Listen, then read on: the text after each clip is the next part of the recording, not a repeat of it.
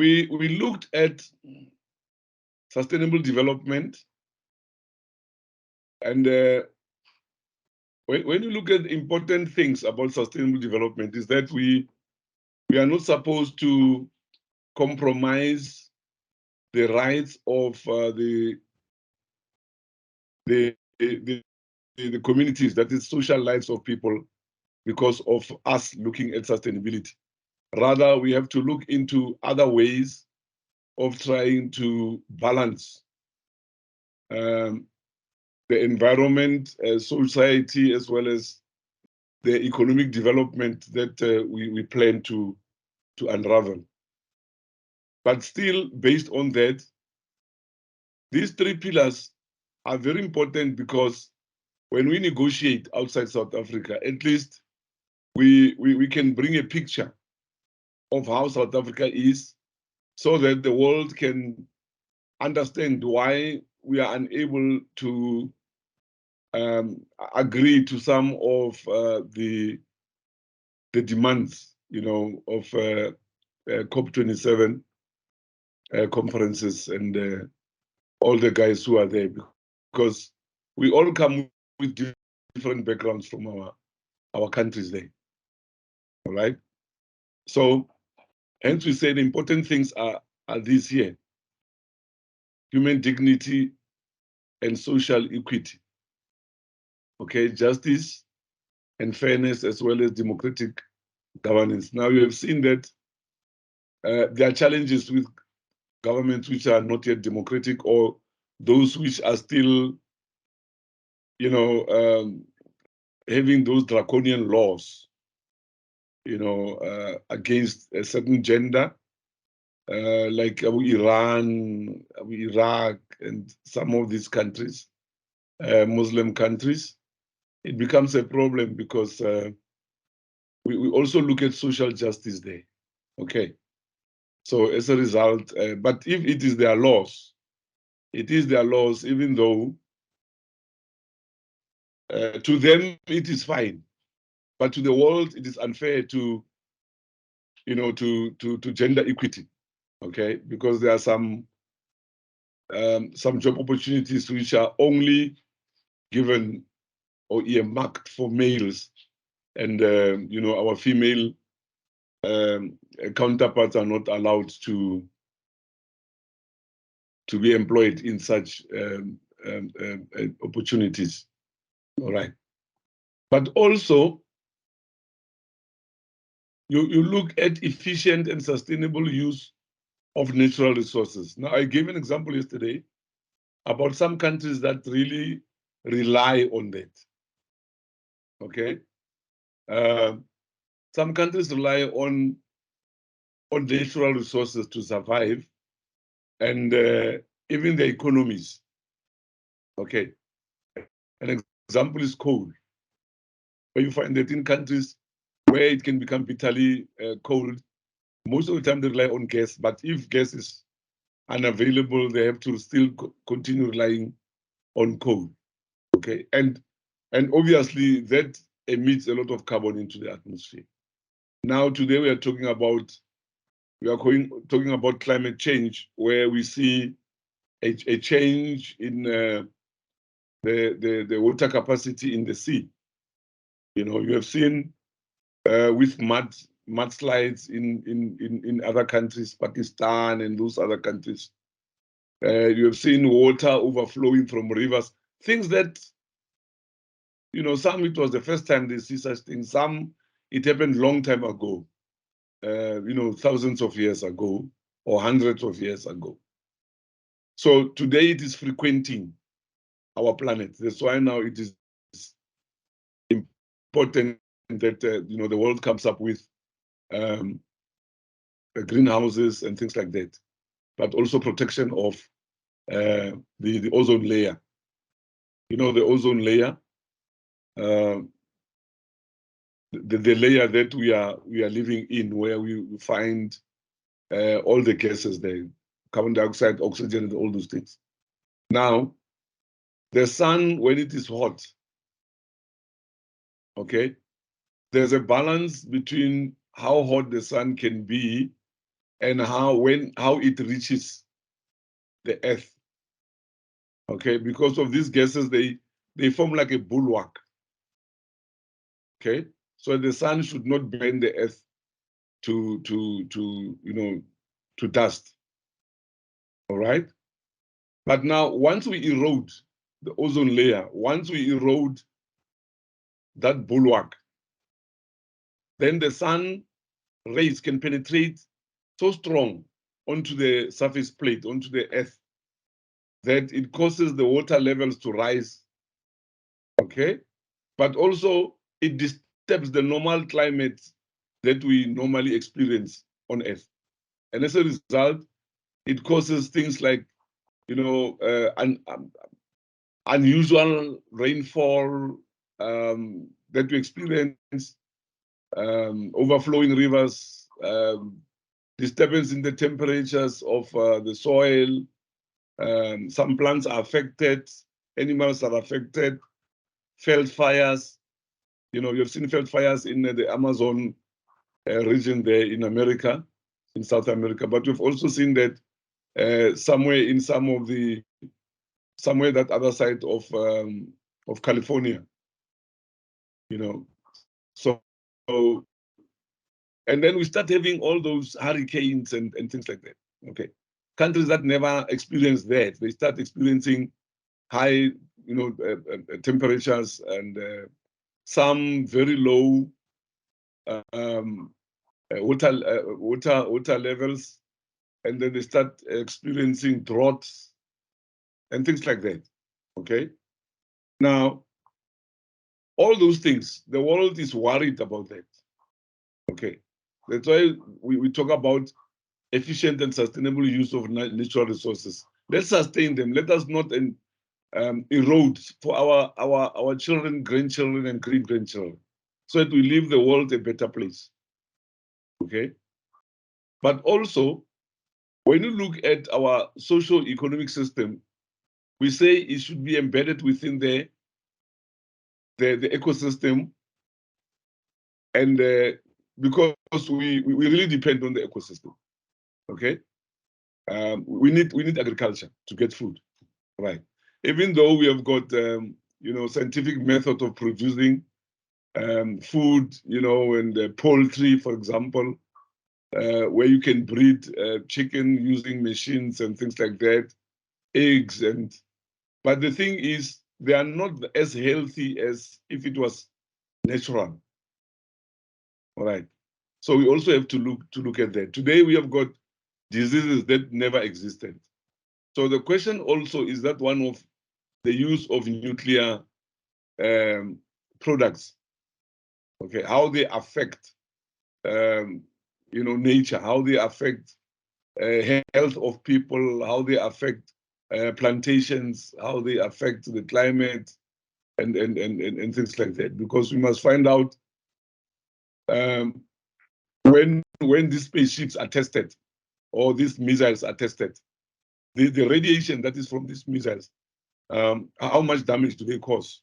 Because normally we are not told. We are just told South Korea or China is experiencing with a certain missile, but they're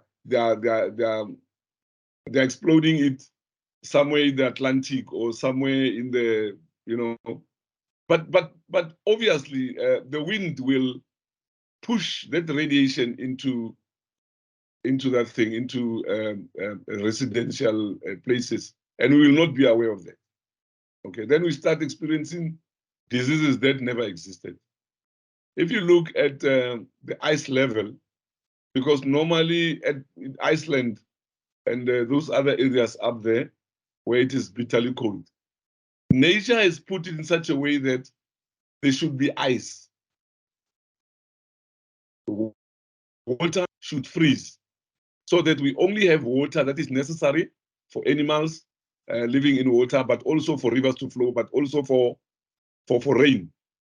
Okay, because rain is just a result of water from the dams and from the sea.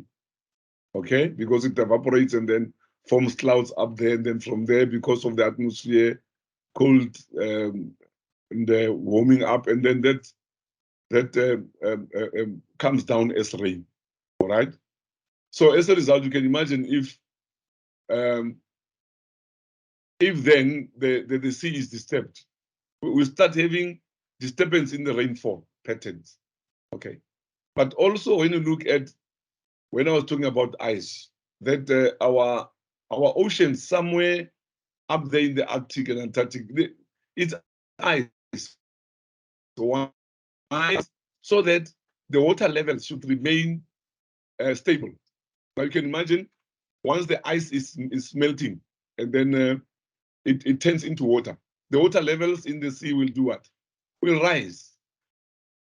Okay, will rise. Now we have seen somewhere there in Greenland where we were shown on some of the media platforms, ice is being, turned into water, and it increased the levels of the sea.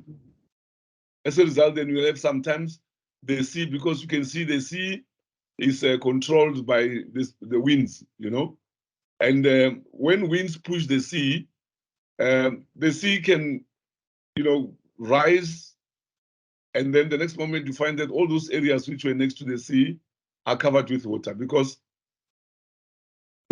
much a bigger percentage of the earth is actually covered by water.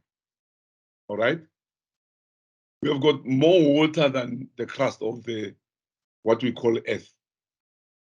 Okay, that's why some water is in ice form. So you can imagine if that ice is melted, then what's going to happen? The water levels will rise, and then you start having floods. You start having, crazy, wind speeds and all those things. All right. So that is, in short, the reason why you have these international conferences on climate change. All right. It started in Tokyo, in Kyoto. That's why they started by signing the Kyoto Protocol. And then they agreed that, after a certain period, they'll always have this conference and it will be hosted by different countries. If you remember, one time it was here in Durban. I don't remember, is it 2010 or 20 whatever.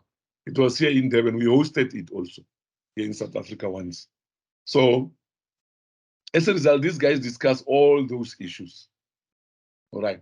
I'm doing these guys just to put into perspective, but also to enlighten some of the guys who might not be in the know, why we talk about climate change, why we talk about international conferences on that, climate change, COP17, COP22, COP21, now is 21. And you ask yourself, actually, why are they spending so much money and all those things?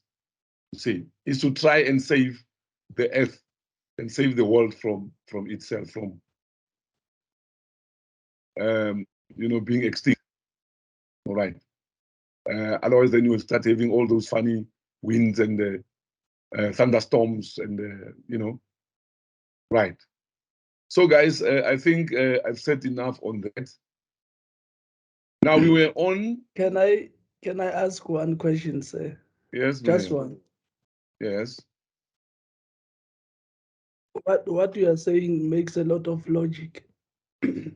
But if we look at how our economy is structured worldwide, comparing the developing countries with countries which has already developed, wouldn't you say, in a way, as much as this is a noble idea, this strategy also hamstrings the developing countries? For an example, let me say, Africa is known for its mineral resources. Coal in particular, I'll mention it. Developed countries have built around coal and other mineral resources that are now forcing developing countries to move away, adopt green energy. I see this thing as also a ploy to get developing countries to rely financially on the developed countries, because if we shun away our mineral resources, there is no way that we will sustain ourselves and our citizens moving forward. And my last point is an example of that, or an evidence of that. The Russian-Ukraine war has led to those countries who have been saying we should move away from coal, to actually buy coal in the rest of Africa, including South Africa, in large numbers. I'm just asking for your view on that one, because I think where we are as scholars, if I may call myself that, we should be able to balance our own interest as developing countries against the already developed countries. Thank you, sir. Thank you, Mr. Zwane. Guys, if you remember yesterday, I asked the question to say, who advises our leadership? Okay?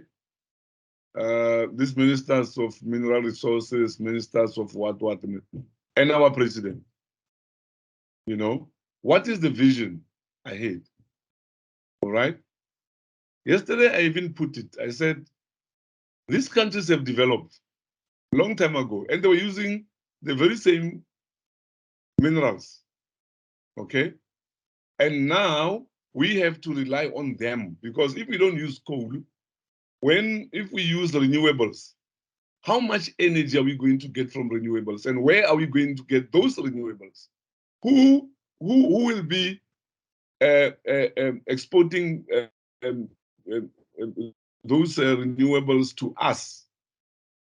Isn't it China? Isn't it USA? Isn't it France? Because we don't have the capacity. All right? All the things that we need to be sustainable, we'll get them from outside South Africa. And we are going to spend more. All right? Whereas we have got resources, and that money could be spared for something else. At the present moment, even the money that was given to South Africa for starting with renewable energy, why is it loans? Okay? Why is it loans instead of grants? Because you say, please do 1, 2, 3, and they say we don't have money. Then you loan them, and then we have to pay back. I mean, it doesn't make sense. But another thing also, guys, when you look at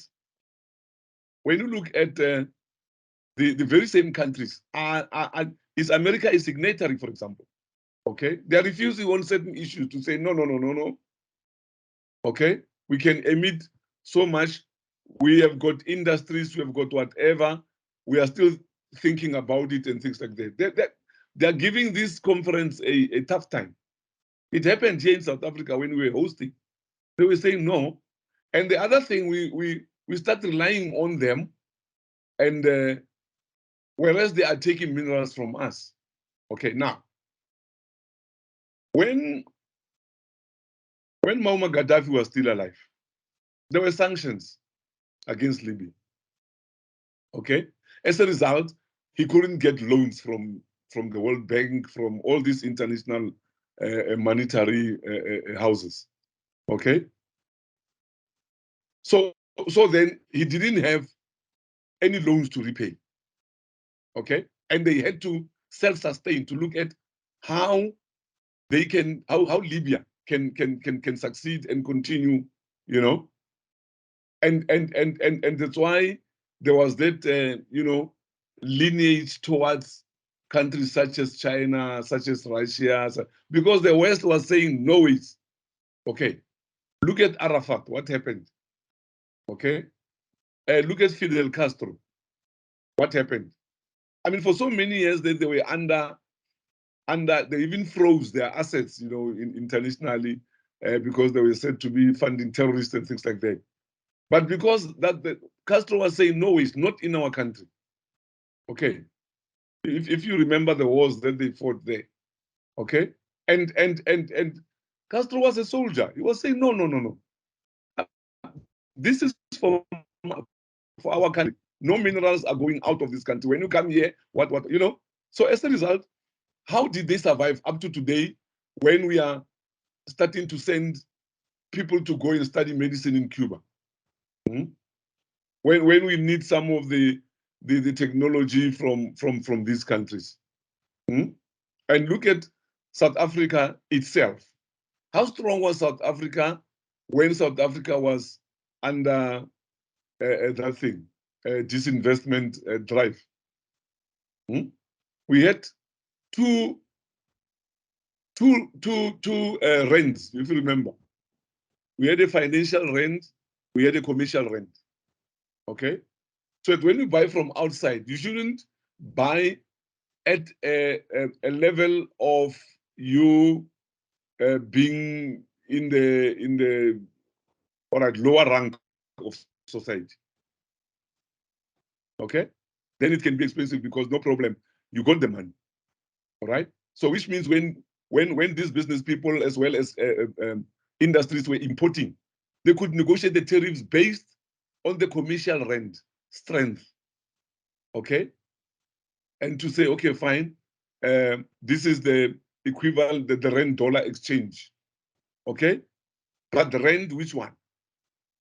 And then when you are inland and you are buying from ShopRite and you are paying school fund for your child and you are buying bread, the prices are based on the financial rent, not necessarily on the commercial one. Okay? So which means we were protected. You are protected in the country so that things should not be expensive for you. All right. It will be expensive for people who import. And they negotiate there. I mean, they are the business people, they understand that. But today, the very same rent that you buy at ShopRite, you have to pity it against an American dollar. You have to pity it against a British pound sterling. You have to pity it against the Japanese yen or the franc, which is unfair. Which is unfair. I mean, you are not a business person. You simply just get paid and go to, and when they pay you, they don't look at the rand dollar. Okay. But because a person will say, no, this thing is an import, then they increase the price. I mean, we don't care. Why did we import it in the first place? We can eat meal from and plant it in our maize, in our own agricultural lands. Okay? We have our own poultry. If you remember, I think it's about 5 years ago, the time when America was saying, we must import chicken from them, okay, so that they can give us certain grants. All right, some millions there. They say African countries, if you allow us to export our chicken. Now, do you remember what happened? We used to have Farmer Brown's what chicken. We used to have today that one is called Rainbow. We used to have Festive Farm. You know, we got fresh chicken from the farm, from the but immediately we allowed those guys to start bringing their chicken in here. Then we had different diseases here. People had running stomach and what and why? Because when you look at those, I mean, how long did they take in a ship? Those chickens from the USA to South Africa. How long does it take in a ship? And from a farm, how long does it take from a farm to a ship? And when you look at them, these 2 kgs and 5 kg chicken portions, you could see they were even greenish. And then they'll say, no, there's a special, and then you buy in bulk and what. Why buy in bulk something that has been frozen for so many so many months, and you still have to consume it. Okay. Okay, and maybe just yeah, and I'm not making a statement, I'm asking a question. yeah. Who made the decision to get us into those kind of treaties? Is it things that we carried over from the apartheid legacy, or is it agreements that we entered into during the democratic era? Thank you. Okay. During the apartheid years, remember, we were under sanctions. Okay, so we couldn't make agreements on a lot of things. All right, import, export, and things like that. Some things were not imported to us. We couldn't get, oil. We couldn't get, we had to select countries that we can trade with and things like that. So it wasn't easy to make loans and to make whatever. But we understand because that time it was only a few people that the government was looking after. Okay. But now that we had the majority, we have to increase the pie, the cake, so that everybody can share in it. Okay. And remember, experience also counts. If you were never in government, you are new in government, everyone will take an advantage. And remember, if now, when we came to power, we said, let us be international, because we started allowing international trade into us. But the question is, did we have good advice on some of the policies that we came up with? Okay? Because remember, when you come up with policy, you start afresh. Because remember, we started afresh. We wanted to do away with those which were curtailing. Okay? So countries were willing to help us. But to what extent? I mean, some countries, maybe they were helping us, but they had something in mind to can say, we are going to eat. Because remember, we are new in government. But now we are wiser. Okay? We are wiser, and we can see that some of the things are working for our people, but for the investors, for people who come here to make money. Okay? And in the name of, we are going to create employment. All right? Why was there employment before they came here? Okay? Yeah. I mean, we still had employment, even though the money was not enough, we were not paid enough. Okay? But at least there was a bit of employment, even if some were gardening or, working in the people's houses and whatever. Okay? But today you tell a person who's not working and who's not having an income and all those other things, and you tell him, no, you see, actually, the person will say, what is important is that I want to see food on my table for my kids. Absolutely. How you do it is politics. I don't care. Yeah. But the importance that I want my child to have a better education. I want my child, at least is better now, because our children, for those who are underprivileged, they can get food, that thing, school nutrition program. Okay? Yeah, there's a school nutrition program, they call it a feeding scheme. Okay. We don't like the word feeding scheme, as if it's things and then animals should just feed them. It's a school nutritional program. And also that at least now there are those schools in certain quantiles that are paying school funds, all right, school fees. Okay, so at least it's a bit better. And now with higher education, and then you remember now we had NSFAS, and then now we are having even universities saying, okay, fine, we'll understand if people, when they register, they don't have money at that time, they'll wait for that NSFAS and all those other things. At least people now has got that. But when it comes to other things, like the very same people when they complete, the very same people when they complete and come back, they can't plow their trade anyway. Okay? Because we have moved away. If you look now what's happening, we have moved away from protecting the employees, the workers. Okay? We have moved away from that, because we are saying, no, this thing of unions and what you are pushing away investors. Then investors now have got more say. If you remember last time with the Minister of Finance, you remember that they even removed some of the red tapes and reduced even the tariffs and things like that to allow investors. They say South Africa is not is not having a good that thing for investors because your tariffs are too high, your input duties were what, and all those things, taxes and what. Do you remember? So we had to reduce so that these guys, now they are making more money, and now we become what? Cheap labor.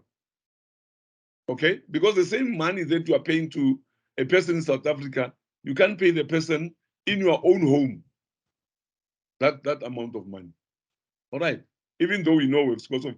And another thing, if you remember the time of President Mbeki, remember President Mbeki was so worried about the rand-dollar exchange, and then he went there to international data to say, but guys, World Trade Center to say, but who decides?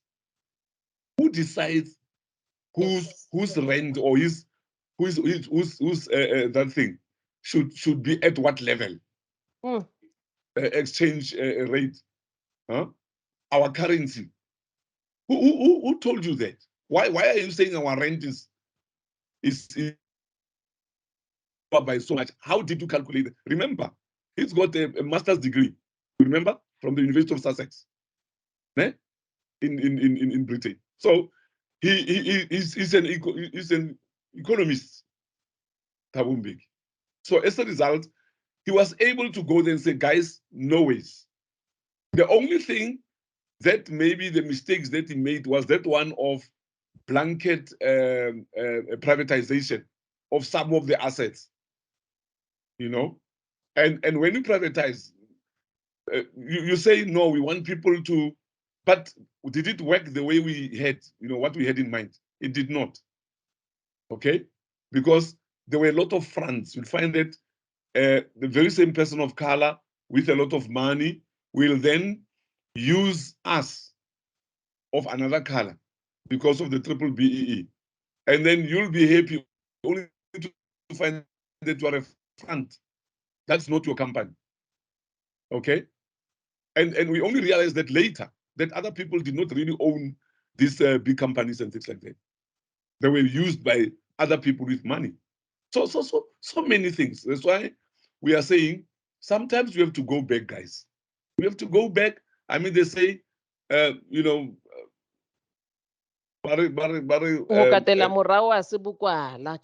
sometimes they say for you to take a giant leap, you have to take a step backward. You can't just stand in like this and jump 20 meters. No, you have to go back and come running, ne? And start jumping from where you were and then get progress. Okay.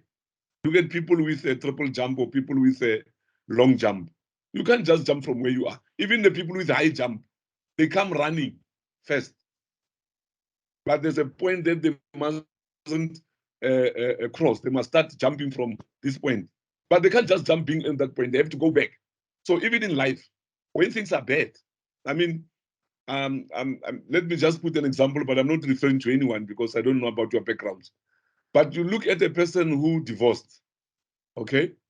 And that person had to start afresh, okay? A person who stood up and said, for my children's sake, I'll make sure that I start afresh, even though we have shared our monies, our assets and everything. But I'll ensure that my children do not starve, And you find that because of the courage, because of the willingness, you remember we talked about willing and able, willing, unwilling and unable and all those things. These guys, they're doing well. You find it's a single parent is doing well, doing very well. And that guy wants to come back now to say, hey, I'm sorry. It was, you see, that time I was still young. Now I've grown and what. Let me make it really fast, Hallelujah. But you started afresh. You started afresh. But you started afresh, but you are successful. Huh?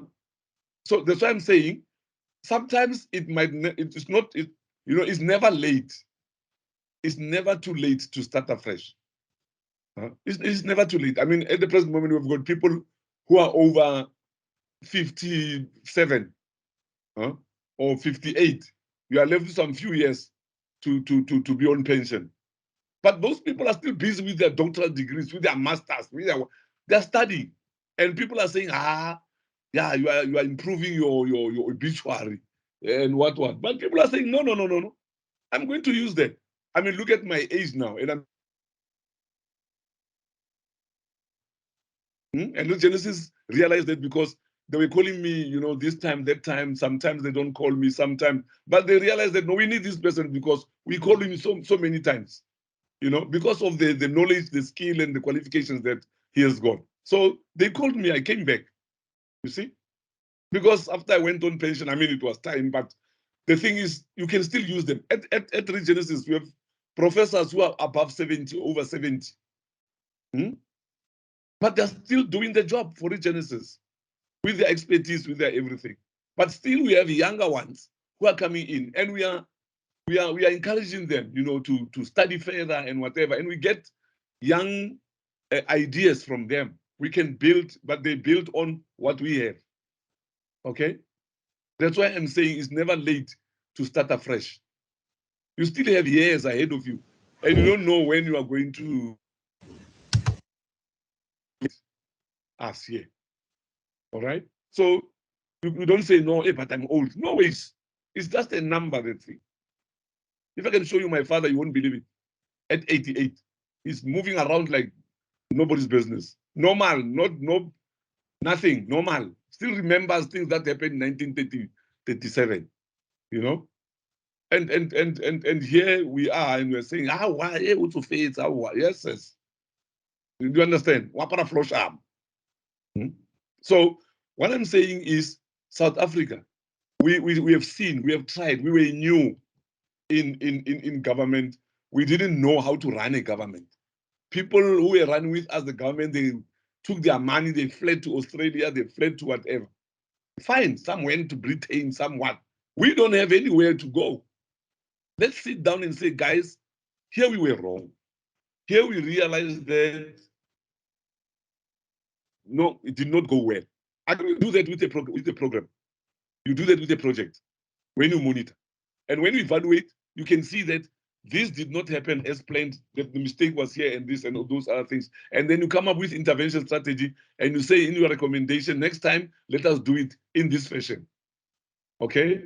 Because they say a wise person, a person, an intelligent person, it doesn't expect that he will do something wrong and do it the same again every time and expect that there will be a change.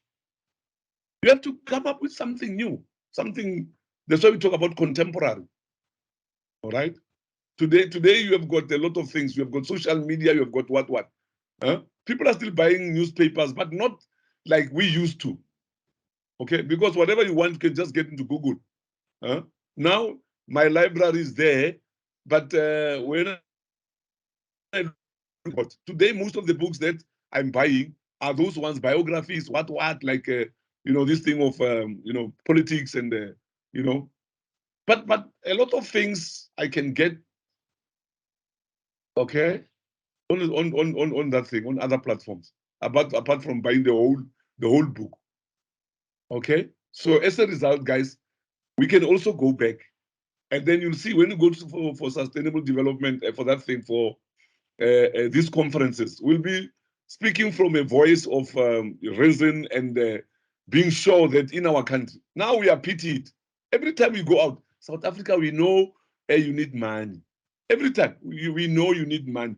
Are you aware we are owing more than 3 trillion? So how are we going to pay back the 3 trillion? It's quite a lot, eh?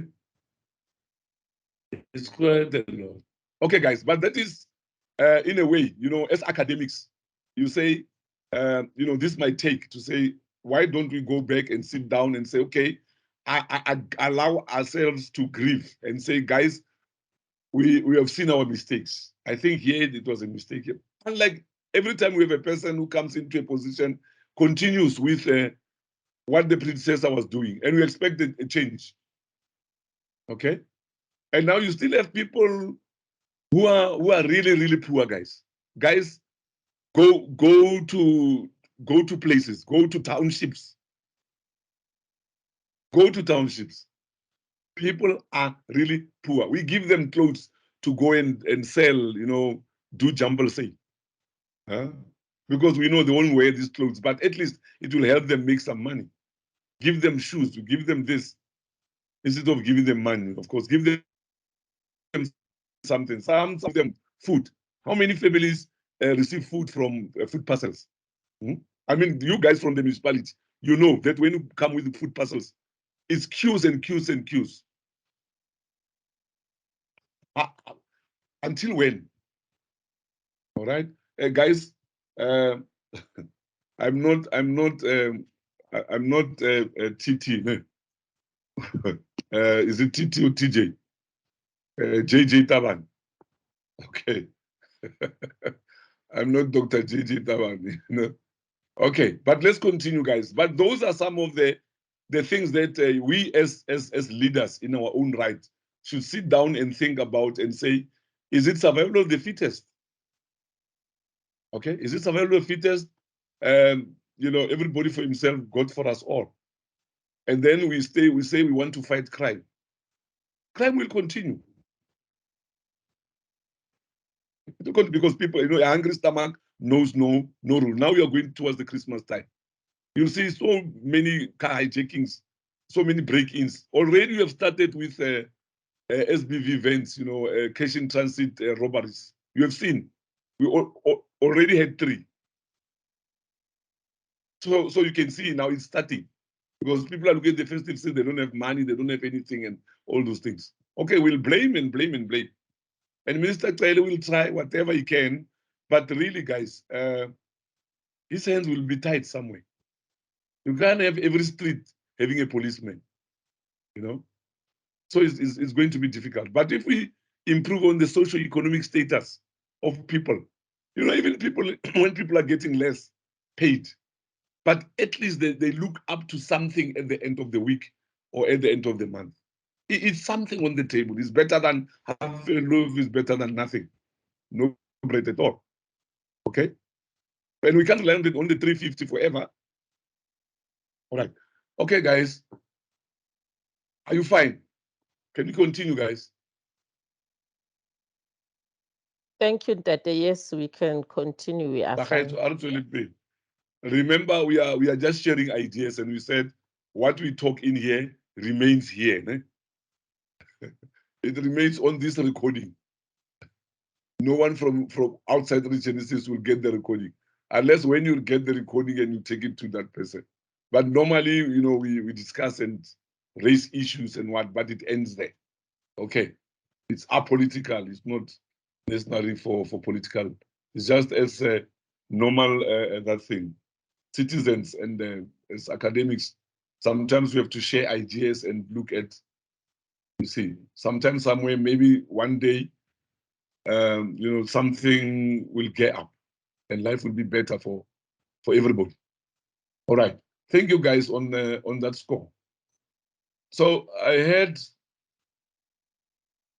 and then from there was this difference between monitoring and evaluation. We talked about it, about monitoring being ongoing and evaluation being periodical, and that you know, with monitoring you want to come up with intervention strategies, but with evaluation we are saying what can you do better next time.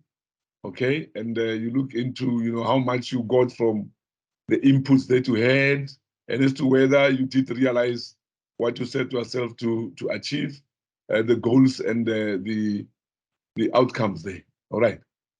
So we had we have this Department of Performance Monitoring and Evaluation also, where you can evaluate before you implement. You can look at the resources, the inputs, as to whether will they be enough, can they, you know, can we have something extra? Then you can recommend to say, guys, this might be problematic based on this and this and that. How about if you add money here, you reduce this, and we call it ex ante evaluation, okay? But you can have it during the implementation, which we normally do, of course, because while people are implementing, you must just monitor and evaluate, okay? So you'll have phases. After this phase, you evaluate. After this phase, you evaluate. But ongoingly, you are monitoring. Okay, but ex post also, you can evaluate. You know, after we had this AIDS pandemic, Okay, we had antiretroviral drugs and all those other things and blah, blah, blah. But now today we can evaluate and look and make a research and say, did we achieve what we aimed to achieve? Because we said after such a period, we mustn't be complaining about people not having treatment for AIDS. Okay, and what we are having for AIDS now is simpler, unlike a lot of pills that people are having. Okay, today's, I don't know, I understand that is 1 pill, okay, per day. So it's better than people having so many pills, and we don't know, when they get into the body, some might, because other people will be having high blood, others will be having, hypertension, and all those other things. So, but if it's one, it's better. You see, so you can now do an ex-post evaluation. Okay. They've advanced. Sorry, Mr. Block. They've advanced. That's prep. That's PEP. So it's not all about 1 pill. They've advanced. Maybe Mitzi can attest to what I'm saying.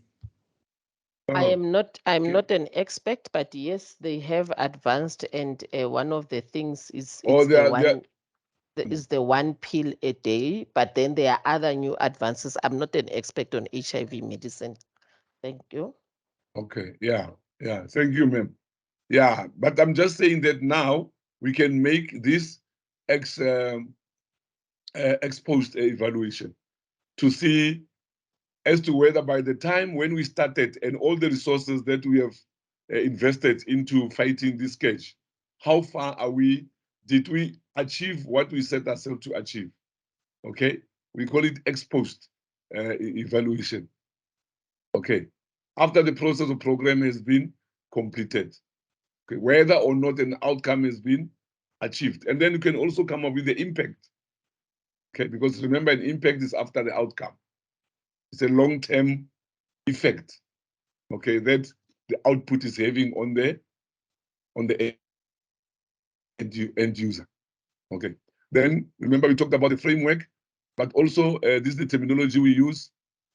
Okay, sphere of public service monitoring evaluation. There we measure the individual performance, then department, then public, and then the whole government. All right, that we normally we are aware of. Okay, so this is the cycle there. Okay, planning, monitoring, evaluation. All right. So you plan on what you are going to monitor, how you are going to monitor, what will be your indicators of success, what are your targets, but what is the baseline at the present moment, and the resources we have at our disposal, and the knowledge that the people are having, the skills that people are going. How are you going to interpret the results, and all those other things? That's part of the planning. And then from there, the program is running, and you implement that, and you start now with the monitoring using those tools. Okay, and then from there you monitor, and then you evaluate periodically, but also even ex post. All right. So you see, this is the phases there. Okay, we explain the very same thing here with the planning phase, the monitoring phase, okay, during implementation, but also evaluation to see as to whether we did things according to a plan. All right. And we have this Department of Performance Monitoring and Evaluation there. And now it coordinates government-wide monitoring evaluation system. Okay. Because government-wide monitoring and evaluation system is not only based on one section, but almost all departments, all government entities, okay? So that they must have, we must have transparency and accountability, and they must report, and we must have structures through which in which they report, and structures that play an oversight role and things like that, okay? So this we talked about. I mean, it's evaluation framework there, statistics and survey framework, and then framework for managing program and performance is already there, okay? So we take statistics, we've got statistics general who runs that, and they look into all the different departments as to whether statistically are there improvements and is there adherence to guidelines and to ways of doing things, and they can give us tests to say, now we are at this level. Statistically, it shows that so many people now have achieved one, two. Only such a percentage is still lacking this. So many schools still under pit toilets, and so many have achieved this, and government can work based on that. Okay, so that is government-wide monitoring and evaluation. So it's not only on one section or one department. Okay, it's for all government programs. Okay, all right, fine. Program performance information also, because remember, programs we said are bigger, we subdivide them into projects. Okay, social, economic, demographic statistics is also very important with the government-wide monitoring evaluation, because if we say then in the rural areas, what do we mean by rural areas? Which area is rural? What are the characteristics of rural in this day and age? Okay, because a lot of them, they've got electricity, they've got water, even though it might be what they share can be communal. But the thing is, they've got water. They're no more going to the dams and to the pits, as well as that thing, to rivers, So things like that. So we look at what we have improved so far, okay, and what is still lacking. So based on that, and then the government can come up with more strategies. Okay. But also, okay, output is important because GWMES looks at outputs, improved quality of performance, improved monitor evaluation outcomes, sectoral thematic evaluation reports, improved monitor evaluation, provincial outcomes, project to improve monitor evaluation, efforts to build capacity, so that everyone should understand it. So you remember we showed this diagram that shows right from the challenge that is, and then coming up with policies and how we are going to implement them, and how and then later we'll look as to whether the public has now they've gained from our plan there. All right, public service becomes more effective and poverty is eradicated. But you can see the steps that government has taken until it landed on the ordinary man in the street. Okay. So we must have a way, because you can't just sit there in the office and expect that people will, poverty will go away. Okay. Someone must do something, and someone must report to the other one, and someone must ensure that that takes place, and then also report, and then, but there should also be policies and the guidelines, and then someone must go back now and say, how far have we fared on this one, and what is still lacking? All right.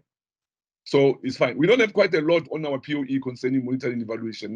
Maybe that's why I'm faster on this one. And also, our slides was mostly on monitoring evaluation. So I felt, okay.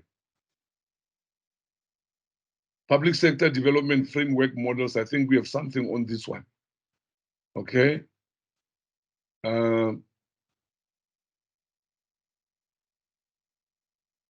Okay. Now, when you look at this, okay, you see that in the public sector, we are talking about households, okay? We are talking about employers and employees, okay? And then the role of government there. But also we're talking about public wealth and the quality of life, okay? South Africa.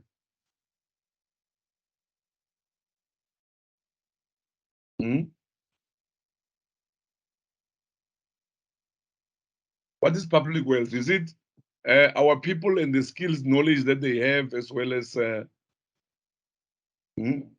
their socio-economic lives? Or mostly the quality of life that people are living in a country combined with the skills and the knowledge that they have and the output that they normally show in whatever that they do. Look at what they say here. A healthy urban environment expands social wealth through enhanced quality of life. Okay, that makes life better for residents and workers, and workplaces more productive. Successful economic development expands choices for workers, increasing revenue from efficiencies and a strengthened economy results in further civic improvements. So we say public wealth goes hand in hand with what? Quality of life. Okay. Because we are looking at improving people's lives from all angles, educationally, you know, yeah, but also economically, right? Health-wise also, right? Just to ensure that, because you can imagine without the public, because the public actually is what makes that we should have a government. You can't be a government without public. That's why we have got representation there. And that's why you want to ensure that the public remains viable.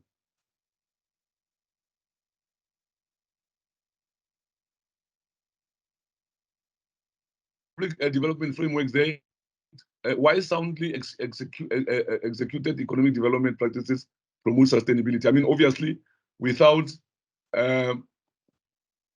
executing all the different programs successfully, you will not have sustainability.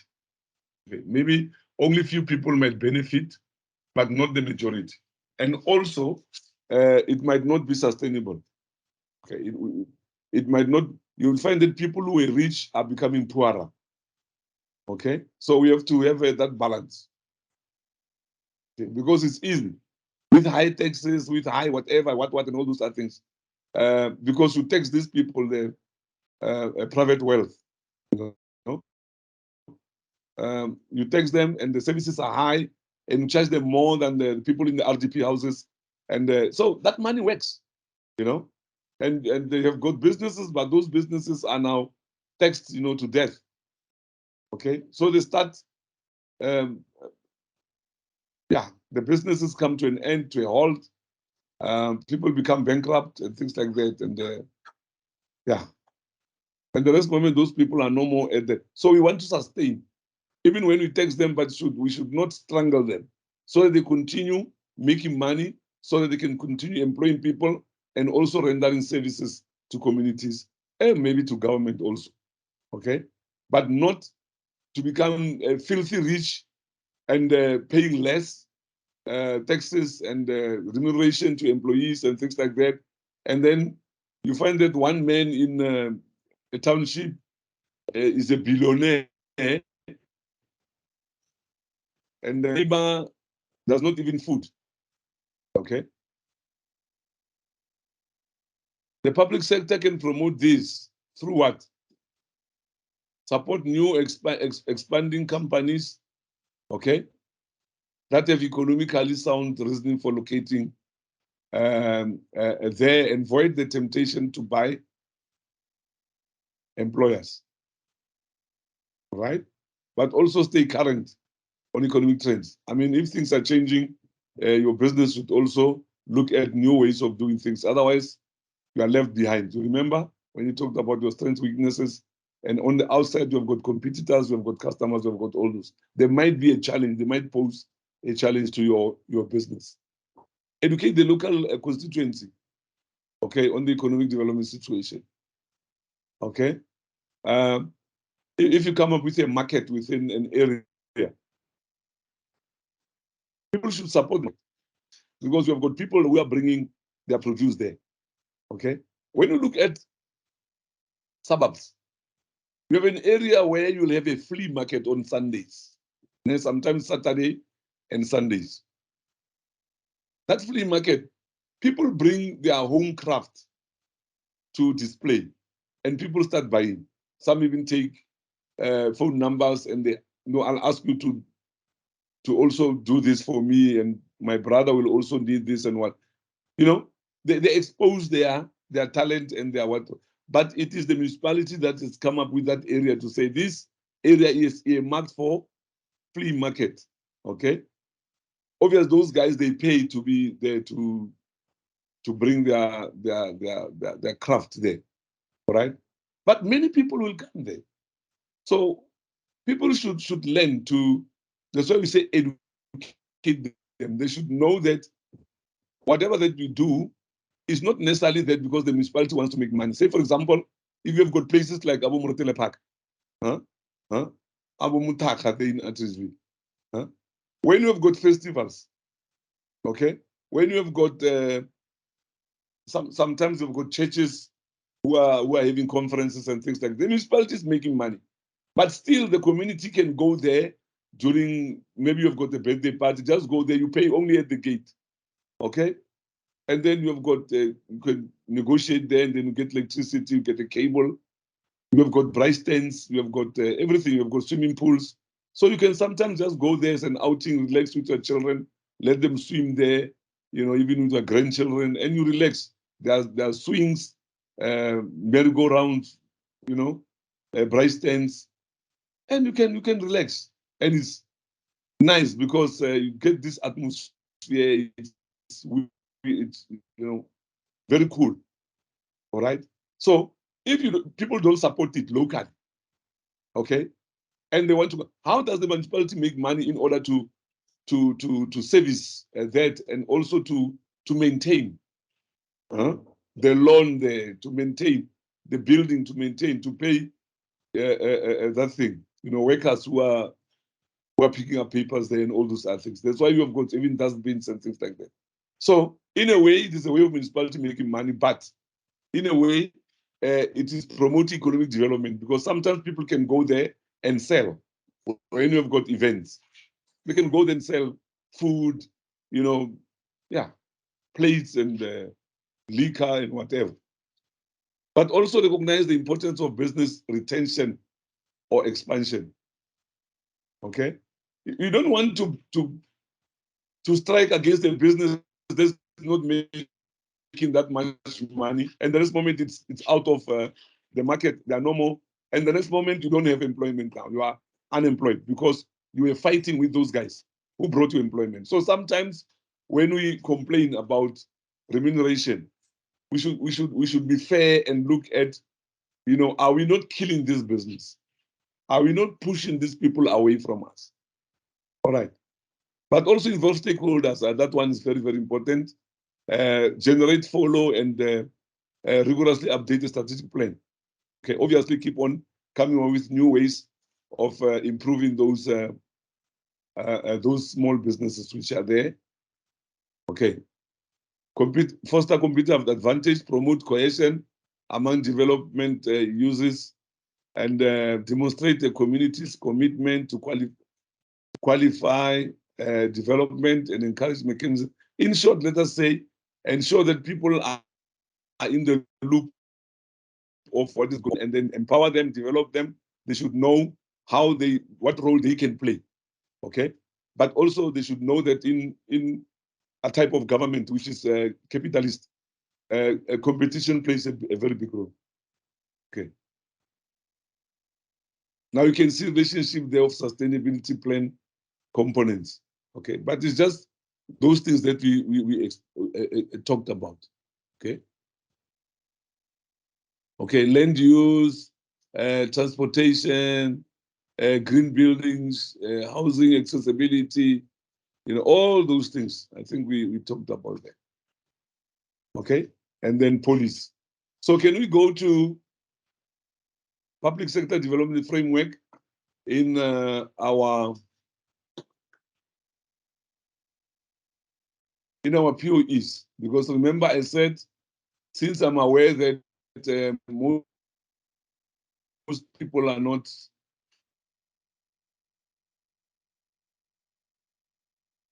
okay. I just want to to share something with you there. Okay, so we go to activity number 10. Go to activity number 10, and we look at it there.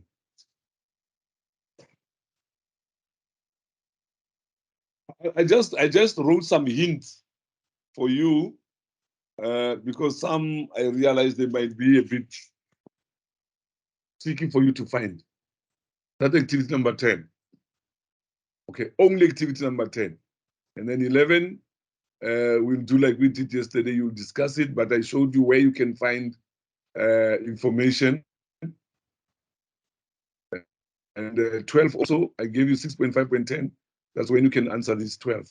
And then 13, it's 6.5.13.12 up to 10.13. The last one, 6.5.13, also you are able to answer because it deals with police. Okay. But this one, it's public sector development, the one that I was talking about now. All right. Now, the question is they discuss the importance of the public sector development framework. Discuss for 5 marks. Okay. So you'll say you'll talk something about building a healthy society, providing and fair and consistent playing fields for business to operate. Those things I was talking about now. Ne? It's important that we have that public sector where everybody is free to compete. People are educated or they are enlightened on, the importance of heavy businesses in an area and the support they should give to them and all those things. A healthy society, society taking care of themselves also, and all right.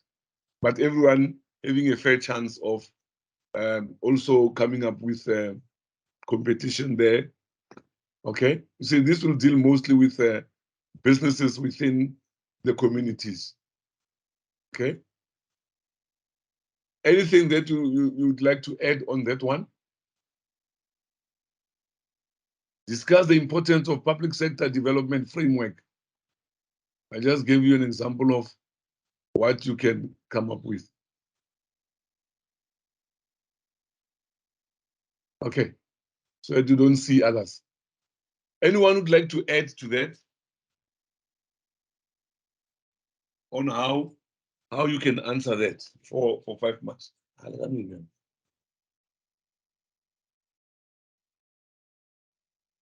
Okay, guys, still thinking about it. I think I would add the issues of integrity and transparency that as government of this framework talks to those issues that that would support what you have provided there as the main statement, that there's fairness. So we are transparent in talking about how we are supporting and enabling business to operate, but we are also operating with integrity, and there is no room for corruption in the way we do what we do. Thank you. Thank you, ma'am. Thank you, ma'am. Yes, I mean, we need to protect these small businesses, right? Or guys who are trying to come up with, innovation on some type of business. Because remember, these guys are making a living, but also they can even create employment. Have you seen the Chisanyamas? They employ this youth to bribe for them, and they've got these other girls, young girls who are cooking the pap, washing the dishes. But there are these 2-3 guys who are bribing. And on this side, we've got about 3 who are washing cars. It's employment, guys. It's employment. And how many of those do you have in a township? A lot, né? But all of them, they've got their customers. They bring their cars there. Tomorrow take it to that other one. Tomorrow take that other one. And there are many cars in our township. Okay, but also, apart from Chisanyam, we've got these aunties who sell pap and mukhodu, pap and what and what. I mean, they put food on the table for their kids. Sometimes we even have orders. And we've got these guys also who deal with catering. You know, when you have got a wedding, when you've got a funeral or tombstone, or you've got a birthday party for your grandchild or whatever, they come there and erect a small tent, and they, you know, today you even have these jumping castles. These guys are making money with jumping castles, because you look at how big is the jumping castle, how expensive it is, and also the way in which it is structured, because kids like this one that looks like a, you know, it's a look like a lion or what and what, you know, these jumping castles the way they are. Because I see people are starting to make money out of that, but also with catering. Because today, people are no more relying on, you know, in our street, people who come and help me. People are working, those who are not working, they've got their own things, you know. And you don't want these people, the next moment you had a bucket of full of chicken, it has disappeared. If you have got caterers, you just buy whatever and they come there and they do everything, you know. And when they go away, they leave everything. See, then people in the community can just help you with washing the dishes and collecting what after the caterer is gone. But at least it was minus. Okay, but I'm talking about, you know, small business, on how people are trying to make money. Others are washing turkeys, you know. You take turkeys to them, they charge you per turkey pair. They wash the turkeys and get your turkeys nice and clean and fresh, you know. You see, just like we have got shoemakers, you know, crawlers, but shoemakers, okay. And you have got these days you have got some dry cleaners, dry cleaning companies, but very small. But you know, yeah, they do the job. You take the blankets to them, you take your towels and whatever, you know, those things that you might not have a big machine to wash, like blankets and coats, these big coats, the jars, you know, take to them and pay, and it's job creation. Okay, you've got these guys. What do you call them? The sewers. They sew. What is that word that we use for these guys who cobblers, shoemakers or cobblers? Jackets for you, huh? Shoemakers or cobblers? Yeah, after those ones who are making clothes. Dressmakers. Dressmakers. Or seamstresses. Yeah, those ones. They're making money, guys, because today, you know, we want to go back to our tradition. You know, people buy these shirts, you know, and traditional shirts, and you find beautiful ones, you know. You go there, make an order, they show the picture, they take your size, you see, and you become the customer. Tomorrow you want the blue one, tomorrow you want the green one, just like that. And even when you are having, you know, because, you know, these societies and the what and the families, when you've got a function, they want to look alike. They go there and they look at, yeah, something like that. You know, you'll find that the family of so-and-so, they look alike during that function. So these guys are helping them with that, you see. So you support them because it's at a certain house there, but you go there, maybe she's using one of the rooms or using a garage. Okay, go and support. And it's got someone who's helping her. You know, as time goes on, that lady will have a bigger area and employ more people, you know. And I've seen these days, fewer people now are having accounts for clothes.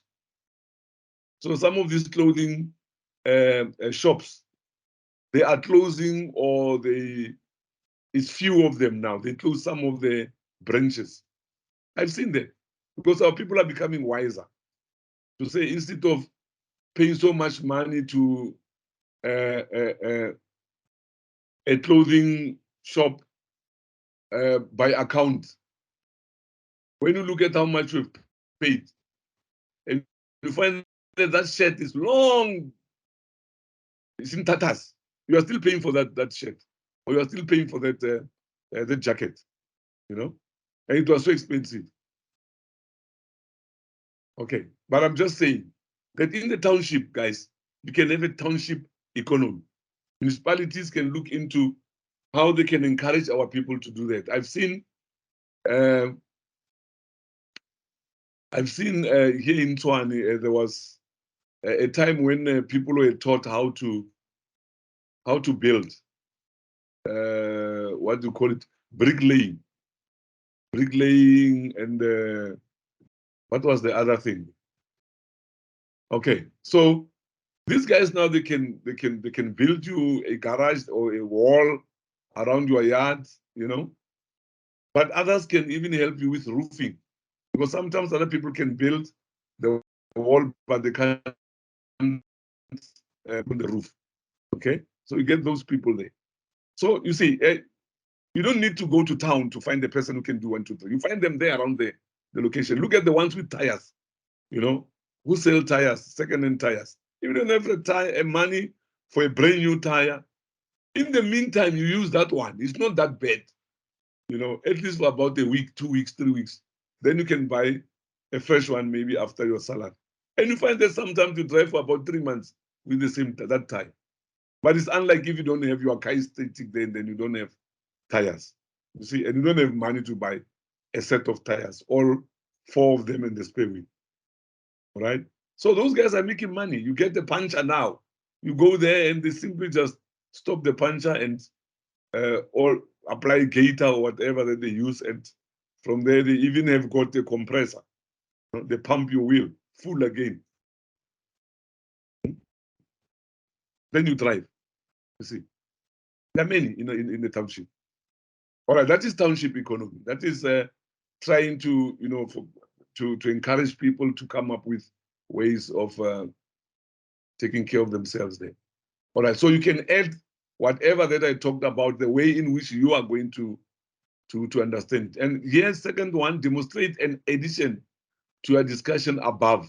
You see, to add on what we're talking about above here, the components of the public sector development framework. Okay. Okay, you simply just say system. What do you mean by system? Explain. And then culture, explain. And then accountability. Okay. So you can have other things there. Okay. I think Mem Tuzuma talked about accountability also. You can edit the transparency, you can edit, you know. All right. What other thing do you think you'll talk about here, guys?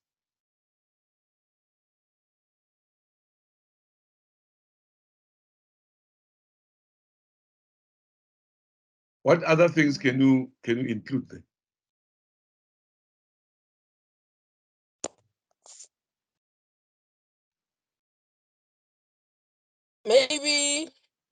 Maybe skills, vision, or shared structure, because good structure, who is in charge, or clear strategies, open and clear where everyone can participate. Okay, of course, a component of you developing the public sector will include a structure, will include a strategy. Okay, because you have systems and culture here. You've got accountability. You can add some other things, you know, reliability also. You know, you can add a lot of things. Yeah, because I'm looking at that. Basically, a good governance is measured by factors of participation, rule of law, transparency, like you mentioned, responsiveness, equity and inclusiveness, maybe effectiveness and efficiency and accountability, like our city just mentioned.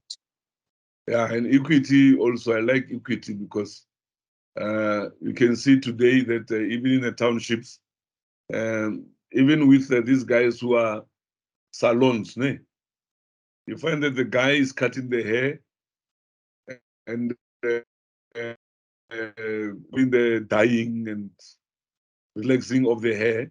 But you find a lady who is busy with plaiting the hair, threads and things like that. You find that it's done by a lady, you know. So you see, equity, you don't say we only want boys here or want male youth, you know. So in the township also, I've seen I think the Motsepe Foundation together with Sasco. This is Sasco Flower. There are some ladies here in Mamelodi, different areas. Through that, they've got a confectionery. Ne? People today are no more baking cakes. They go and buy, they order. And these ladies, they make cakes, you know, guys, different types. Cinnamon, what, and yeah, and biscuits, and yeah, you know, for funerals, for functions that you might be having, for birthday parties, for whatever. You know, older people, they'll need a cup of tea. At least we've got some cakes.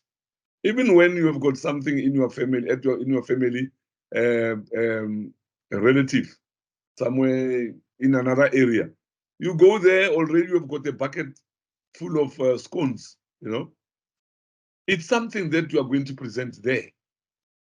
All right, especially with us, the black people, where you know the whole week people need tea and cakes. Okay, so you can order from these ladies, and they've got machines, they've got ovens, they've got and they're making a killing because people make, you know, once you have got visitors in your church, you order, you know, during tea time, we've got about 6 buckets of that thing. Now, what about people with? Because we always have death cases every week. Every week we are burying. So they are making money, and people don't have enough electricity because, you know, electricity is expensive. So they just buy from these ladies. All right, EK.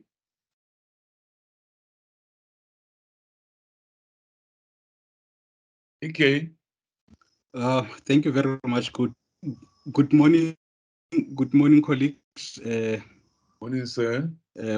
Also, good morning, Dr. Block. I don't know if I'm audible. I'm from time to time. Mr. Block is breaking up on my side, so I don't know from my side coming to you. Am I clearly audible? Yeah, you are audible. Thank you very much. Also, adding on the sector development framework in terms of consistent playing field for business to operate in, if government also can look into securing markets for such businesses, like they would do with bigger businesses, where if goods are exported, is government's role. They like playing around there, going to China and discussing those business dealings, and then they say, hey, we have iron ore that you guys need, and they sign deals. So if they can also on the same way discuss such markets. I know they are doing it, but it's not really, only few are benefiting at the moment. If they can try to do it in a large scale, to say we have people selling malamogodu, how can we package this malamogodu, freeze it as a South African cuisine, send it to countries where they do not eat it, or where they eat it but they do not have the capacity maybe to cook it or to work on it. So such things, if government also can negotiate markets on behalf of small businesses inside South Africa and even abroad. Thank you. Yeah, I like it because I like that's my food. Toho. I thank you. Malumhodu and Magnena, you know, yeah, it's nice. And guys, we can do that because look, in South Africa we have got poultry, we have got cattle, we have got those abattoirs. Are you aware that in America some people don't even know an abattoir? Some people have never seen a cow, just a cow, or a goat. They see them on pictures, you know, because the farm area is outside, in the outskirts. They've been born in a town, they stay there in a suburb, they only know an area where they can make business, they've got industries around and everything. They even marry there and die there, you know? And they don't know these things. You know, people will tell you, you know, those guys, when you talk about tribe, they say, what's that? Huh? When they say, yeah, you eat that thing, you say, yo. It's nowhere to be found there. Namato. Nowhere. But if you can do that and package it and yeah, really, it's nice. Okay, thank you on that score. Little chicken gizzards and chicken livers. Today, I've seen them in Sandton Square. You know, a chicken livers and chicken gizzards. Have you seen how much the plate is? Yeah? Hey guys, Sandton Square, up there where you eat next to the Mandela that thing statue. So expensive, ne? A re fihle ko ntate block e hole haholo. E hole, ne? Rona we are public servants, Shampa re file only 3%. Ao shem ke bone tsene ka tlego e tlhomola pelo man. E tlhomola pelo papa mo go Ah. gasa. Wait it tlhomola Wow, pelo. you got Wow. is you got No, my wife is a teacher and anya ko tswa na ra e ke totswa ke bora ke ra mo hai. So she's still teaching. She was showing me, you know, she was happy, ting. But when she looked, she said, yeah, okay. But half a loaf is better than no bread, guys. Okay. All right. Yeah, but that can happen. You know, South African. And she phala ke morogo. Yeah, what she phala morogo. Ya phupurega. Kono morogo no tella fela. Ti kono e tlaune ya phupurega nyana. Okay, guys. But, you know, those are South African cuisines, ne? And when you go to these places, you know, like Rand Easter Show, Pretoria Show grounds, during that time, you know, when you go to these guys, when they have their stalls there, it's so nice. It's so nice to see people from outside South Africa, how they enjoy our cuisines, you know? They enjoy it because it's something different. All right. Let us look at this other one. Number 3, identify the effect of each listed component on the social, economic, and development of a given public department or sector. The effect of what you talk about, you will talk about systems. When you talk about culture, when you talk about sustainability, accountability, when you talk about equity, when you talk about how does that affect the social, economic, and development of a given public department or public sector? What are their effects in the public sector? Okay. Socially, economically. Okay, so you can discuss that. You can take systems, you can take a culture. You know, you remember culture, we were talking about shared culture, né? A culture of commitment, a culture of, okay, and then accountability. We talked about transparency. You know, how are these components helping social and economic development in the public sector? I mean, obviously, when people see accountability from a municipality, they start, you know, being, you know, enthusiastic to pay for their services. All right, because they can see the municipality tell them, guys, this is what we did, this is what we did, this is how much we've got. You know, so it's going to be difficult for us to continue, you know, having these guys collect garbage and what. You are transparent, and you can account. So people realize that, yeah, guys, no, let's pay. you know. It helps. It brings about, you know, trust, commitment, yeah, and all those other things. But also development, you know, and improvement of economic lives of people within an area there.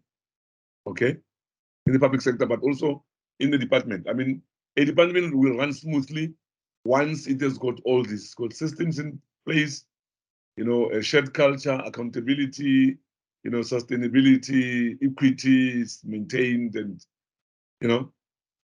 Okay, so there's that improvement in that department or in that sector. Okay. Identify, and remember, guys, that's why it's 10 marks, né? Okay, when you say improvement, improvement of service delivery, get deep and explain to us. How will systems improve service delivery? And how will systems improve the economic development in the public sector or in a department? Okay, how will accountability affect social and economic development in a township, for example? Okay, that's why we say public department or sector. All right, can be shoe manufacturing sector, it can be food manufacturing sector, it can be whatever sector. Okay, it can be a section of a department. Identify and explain the role players of the public sector development framework. Discuss as per your understanding. I gave you examples there of top level management, and then public sector organization. You can even include others there. Okay, and say these guys, what's their role? Public sector organization, what are their role? You know, can include NGOs, can include them.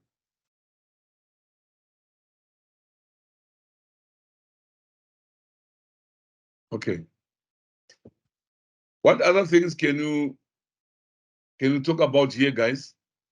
Number 4. I spoke about lobby groups, and I'm thinking like the environmental lobby groups, Greenpeace, also maybe others like the Medical Sans Frontiers. NGO. I don't think so. Yeah, I think so. Yeah, give the NGOs. Yes, but I was thinking along the lines, Banaba, Bantoba, environmental lobby groups. Thank you. Yeah. Yeah, thank you, ma'am. They also help the inward. What's their role? So keep government on tenterhooks. Besides creating awareness, they conduct a lot of research that can be used when government makes decisions. Thank you. Yeah. Thank you, ma'am. Thank you. That's why I was saying, guys, NGOs are, you know, yeah. When I said NGOs can be a threat, but can also be an opportunity for your department, because they might come up with information that can help your department survive a certain period. Okay, through their campaigns and showing you that you know this what. Then you learn from them. You say, but guys, explain to us what do you mean by this, and then you start knowing more, and then at least you can look into ways that you can try and protect the community. Okay, but also they can be a menace. They can take you to court on certain issues. All right, and you find that you were not even aware. Okay, now this one, public sector monitoring and evaluation framework. Okay, You know, these things go, they are almost in line with what we talked about.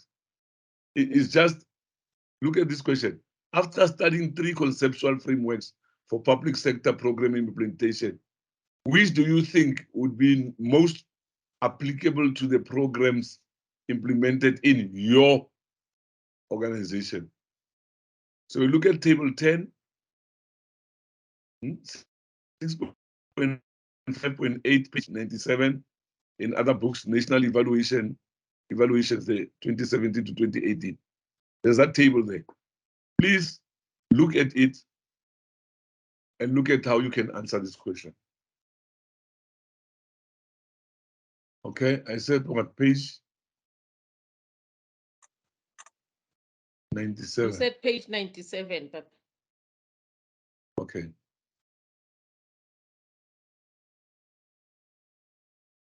I just want to okay.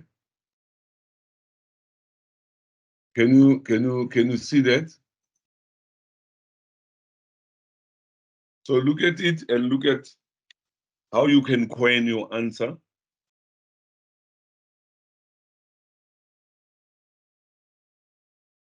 Looking at the marks. All right, I can give you 10 minutes. Look at it. Make sense of it.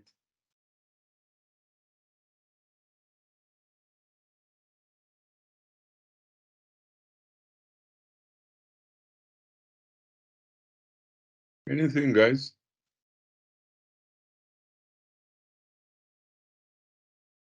I'm not sure if I'm in the right track, that they block, because when I check this, one thing that came to my mind is that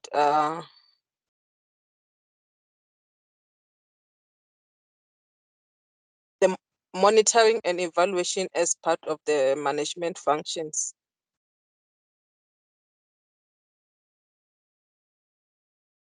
Yeah. Like, because whatever the place of monitoring and evaluation within an organization, especially in the public service, they always integrate the monitoring and evaluation, like number one, normally the strategic plan of every government organization, they use the monitoring and evaluation as part of the organization strategic plan, as it uses the organization strategies and objective to set just the performance indicators that facilitate, yeah, the M&E. So the annual performance plan as monitoring and evaluation, it tracks the progress of the organizations and individuals, because normally they integrate to compiling the annual plan, the conceptual framework from this from human resources. So basically, it's the important part of monitoring evaluation. That's the first thing that came to me. Mm. Yeah. Okay. Where does the department fall here? Let's see. Social development, education, public works. Also in the SAPS. Subs. Yeah. Okay. So the question is, after studying 3 conceptual frameworks for public sector program implementation, which do you think would be most applicable to the programs implemented in your organization? Remember, in your organization, we've got certain programs which are being implemented. Okay. How do you think, which frameworks do you think you can use when it comes to public sector program frameworks? Is it more on social? Is it more on economic? Is it more on Okay.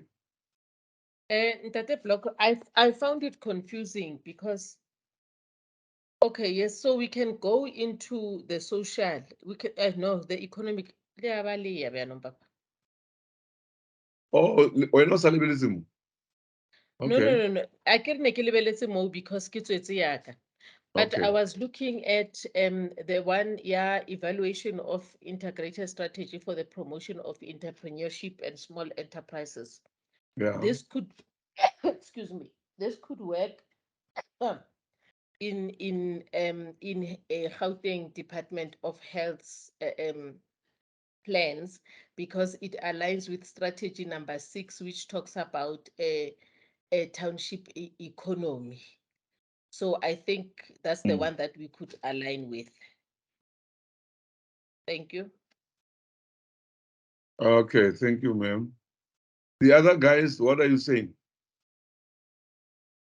Because look, this one depends on because you know your organization, you know the programs you are running. Okay. So what will you be looking at as a framework to say, no, we can deal with this, and this is how we can do it. It can help us do this and this and this and that.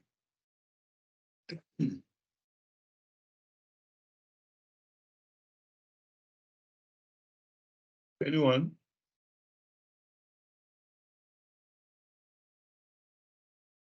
Can I try Ntate Block?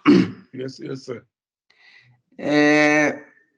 Coming from a private sector and company called Old Mutual, I think we will resonate with small business development. With us, we've got another program that we called Masisizane Fund, where we promote more especially the young black people. We fund them with their businesses. Things like, if you can check around Soweto, we have the Pick n Pays that are Tsirinyani Tseo and things like that. So we fund those kind of small businesses, and in return, what we do is we give them funds to buy the stock. Then we have a long-term loan with them to say, out of the argument's sake, maybe the million that will be giving to you to start to employ people, so that even people can contribute towards the pension fund and provident fund and things like that. In return, then you will have maybe a 15-year term for us to repay, and you'll pay this kind of money going forward. So I think, yeah, we resonate with number 1. Thank you. Hopefully I'm on track. Yeah, you are on track. You are on track because we are just looking at aligning the framework to what you are doing at work. Okay, that can be helpful. All right, because that is what the question is asking there. All right. All right. Conceptual frameworks, public sector, program implementation.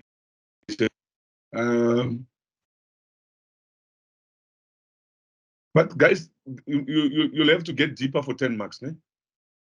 Get deeper, explain it, tell us about your program, and say, as a result, it might be easier for us if we do this and this and this and that. Okay. And it will help us achieve 1, 2, 3. Okay. Let us have tea, and then we'll go to activity number 12 when we come back.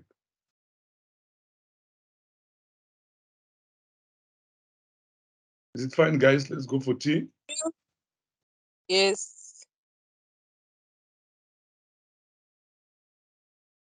Hi, guys. Welcome.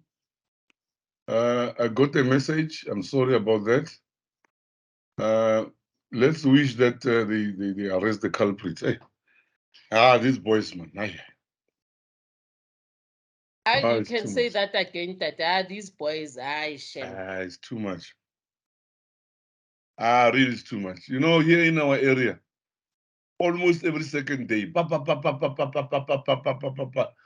Every time you see these guys who are trekking cars, trying to find cars, they arrest these boys. But the next moment, pa, pa, pa, pa, pa, pa, you don't know whether it's that one or maybe that one got bail or what. But it's too much. Aye. They arrested about 3 in my street yesterday down there. I just saw police vans. Brrr, brrr. And during lunch, when I went out and asked the guys what was going on, they said, there were some boys, I don't know what they did at the garage there. So they fled. Because we've got a small Anyana complex there. The garage and the bottle store and the pharmacy and what. And we've got 2 garages here. So it's a small Anyana complex. You've got fish and chips, you've got, yeah. So these boys, sometimes you've got roots meat market. So when these guys buy, when people buy, you know, they help them carry the bags and they get into these smaller taxis. Now, sometimes these guys, like these old women, they put one in the boot. You get into the car, you go, and they take that one. You see, and sometimes even with cars here, they try to take some things there to put on your seat back or back seat. Hey, yeah. These boys. Okay. Thank you, Papa. I will tell her that you commiserate with her. Yeah, Thank you. Guys, Mara, let me tell you what's said. What's said is that they stole the bag with her laptop and her schoolwork, plus bag ya ngwana ya ya school bag, le dibuka and everything. Ke ra hore who does that? O ba isa kae ka hore a ba ile ithuta. Why if never ba o tsena school, it was something else. But I know, guys, I know. When they hijacked me in 2011, next to Oliver and Woods Boys there, I was from work from Regenesis. We were still at Pybus. Oh, these guys, you know, they took 2 laptops, mine and Regenesis, and 2 phones, cell phones, mine, and you know. And from there, they took almost everything. They searched me, they took my wallets, they went with me to the different areas there around Tembisa, Busy Corner, and that other one, Craving A, and what. We drawing money. Because I had to give them my PIN code. So, and they drove with me to a certain place just after Tembisa. When you go via Bakfontein Road, you know, they are just after the R21. Those farms there, deep down. And they were with me there. They were deciding what to do. They phoned the guy to say, we got him, we got the car, and then what to do with the guy. The guy said, I see what to do with him. And what about the car? No, I'm still in Kwatem and I will see you tomorrow. And they were so angry that, yes, this guy, we come with this thing, now he tells us in Kwatem. Yes, Pela, this thing is hot. Now they wanted me to show them the track. I said, but guys, how can they show you the tracker, these guys? They didn't show me the tracker. So they dismembered the car, you know, the wheels, what trying to find the tracker. You know, luckily they felt Ahmed. We got enough money from this old man, and he's staying in Pretoria. Because I was speaking Tsotsital, and they were saying, man, oh, we're Pretoria. And I said, yeah, guys, I guess from Pretoria, Jens nang do this, I get first time. Yeah. Yeah, when I would go pick Jens, I can tell you. So And I was saved by them. So they felt, even when they were talking, I did not, they thought I did not understand them. And so stupid are they. They even had gems. And they were saying, Hems, what's the PIN code for this one? Even. Even with Gautrain, le Standard Bank or in. Ebatho. Ikhodi yakhona yini wena ngasicela mawale wena isaqhakaza loqobo yo. That guys lento le ayisiye imali. Le uma ugula uyesibhedlela, you know. So I had to say it in total. Just I didn't mos jekena as sick as wabona muswena di bra. Phela go se shapo jekena didn't uvaka yona ba bisa la go hosi and then awupatele ka saka wabona upatela ka dile. Well, esiyakuzwa noma singazi ukuthi uthini manje siyakuzwa. Yeah, and then le, you know, and yeah. So they were happy that at least they got money because I had a limit of 5,000 rand. So they got 5,000 from my card, 5,000 from my wife's card because my wife asked me to pay for her in that Sandton City. But I felt, man, I'll do that tomorrow because it's a Saturday. It was a Friday. So you can imagine if I've used the money, they wouldn't find anything and they would, yeah. So they said, I said, we say, Kaya, we're not going to Natigaka, we're not going to bashaya thina kunje uthi uhlala lapha ePitori ya mari imoto soyisebenzisa yezo baba. Then they left me there, you know, via Lardos Park Road, and they left me at the St. George's Hotel there. Yeah. Next to the R21. They said, yeah, uyabona la. Ya uzabona iplan uyindoda ke uzabona iplan ufika kanjani ekhaya. And they turned around with the car. Chop, gone. Yeah, got the lift. It's our reality. Yeah. And when they got the car, those guys phoned me. Hey, man, your block was in the car. Yeah, deep like a boss. Was he all yeah, it was that some diamonds. I can't hear, man. Yeah, is it Blake? Yeah, man, he bad donkey me there. Yeah. So, it was bad. So, no, le boga bophelo ra at least ka motho sa phela again. Otherwise, ngele sang kids.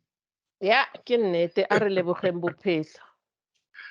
Okay, guys, but these are some of the challenges that we go against, you know, in our lives, and it seems far away, but when it happens to someone close to you, then you start seeing reality. You start seeing reality. Guys, can I give you time? Look at that public sector development framework in the workplace. Number 12. Explain to what extent has the public sector development framework influenced policies in the country or sectors you work in. Okay? Are there policies which were coined or which were developed because of these public sector development frameworks? And also, to what extent has the public sector development framework been beneficial for the poor in the country or sectors in which you work? Okay? Do you think they are beneficial? Are the people benefiting from them?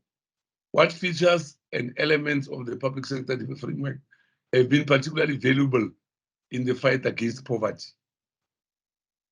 Okay? What features and elements of the public sector development have been problematic in your view? The ones that you think, this one did not work. In your view, what are the main gaps, if any, in the public sector development framework? Okay. So I will put this so that you can share the questions, and then you'll use your workbook. Okay? Should I put because others will look at number 2 and see that it goes hand in hand number 3 and all those things. But the workbook, you can look at yours. I even wrote the page, the area where you can find something that can help you answer that. Okay, so I'll put the POE there. Yeah. Public sector, what one in the workplace? Yeah, I think it's everything there.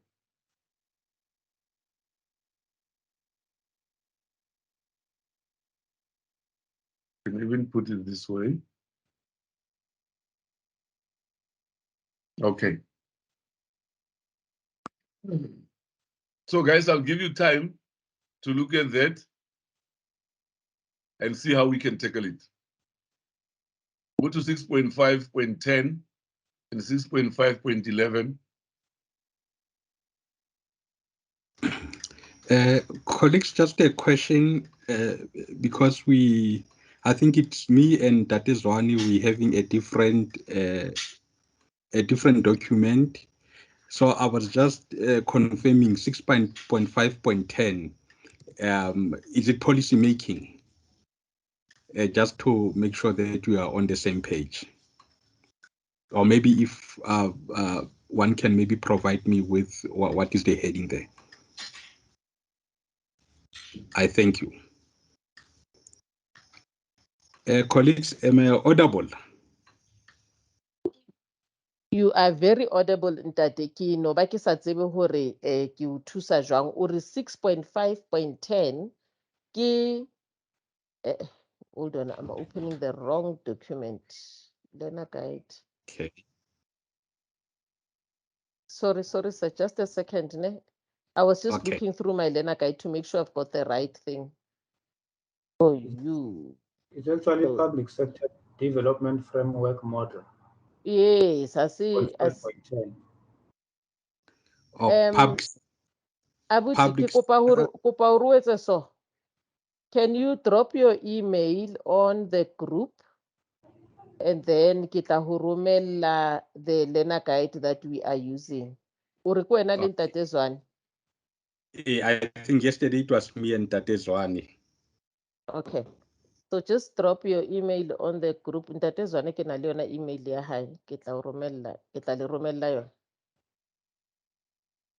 All right, mine is done. edward@pekbusiness.co.za. Wa shesha abuti Edward. A re khone wena re ja ka slow motion. I'm in a hurry for it. Okay. Re ke fetse mo le Shesha, abuti shesha, shesha. o qadile wena Wendy. Bona ebile It's ke in type her. ebile ke type Don't give Wendy, wait, ke type Wendy instead of Edward. Abuti don't Edward o re ya send hao e reng papa? Abuti Edward? Edward. The email address. Yes, please. Kaki, my phone is ringing. It's Edward. Yes. EDWARD. Got that? At Yes. PEK, P for Peter, E for Edward, K for PEK, yes. business. Business, yes, papa. .co.za. .co.za. Telephone. Oh, Jennifer. Okay. Edward at pekbusiness.co.za. Okay? That's correct. All right. I've just sent it through to you. You should be getting it any second now. Thank you very much. I appreciate it. Thank you. Bye. Those, remember we talked about evaluation framework, statistics and study framework, framework for managing program performance information.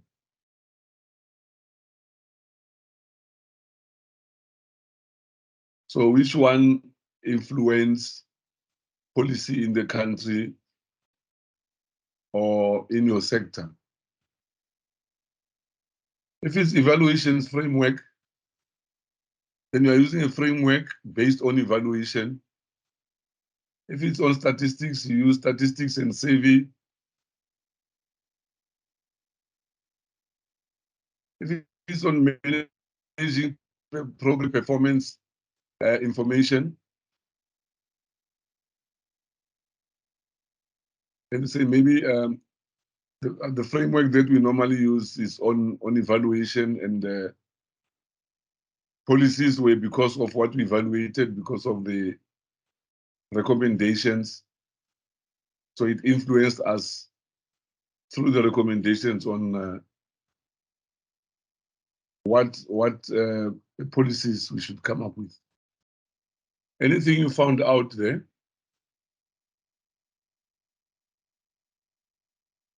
What influenced your policies? Is it the evaluations? After evaluations, then you look into what policies you can come up with? Or is it because of statistics and survey? Or is it because of performance information that you get when you manage programs that led you to say, let's come up with this policy based on that? You want us to answer the question and the block? Yeah, remember I said 10 minutes and then you look at those government-wide monitoring evaluation frameworks where we say you can use evaluations to make decisions and how it affects your department, or you can use statistics and service, or you can use performance of programs to make decisions on whether you come up with certain policies. So the question here is, which framework influenced some of the policies, either in the country or in your workplace?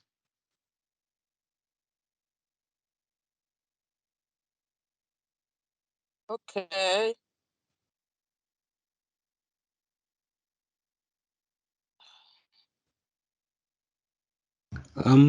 Can I come in and try attempt? Yes, sir. I'm from the private sector, and mostly what we deal with is it falls under economic development, but mostly is what we call local economic development, like your township, your township economy. But here is the rural economy. We looking at using different mechanisms like your coaching, mentoring, developing, teaching, training the SMMEs to become sustainable, and therefore they will actually take part in the economy. Now, mine I think will be evaluation. Why is that? Because we work with policies that come from government. We work based on, for example, your BEE, mostly because the funding comes from local mines.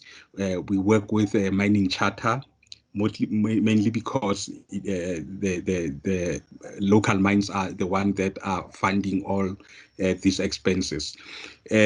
Now, from every year, we have realized that changes are made. They send us changes on the BEE.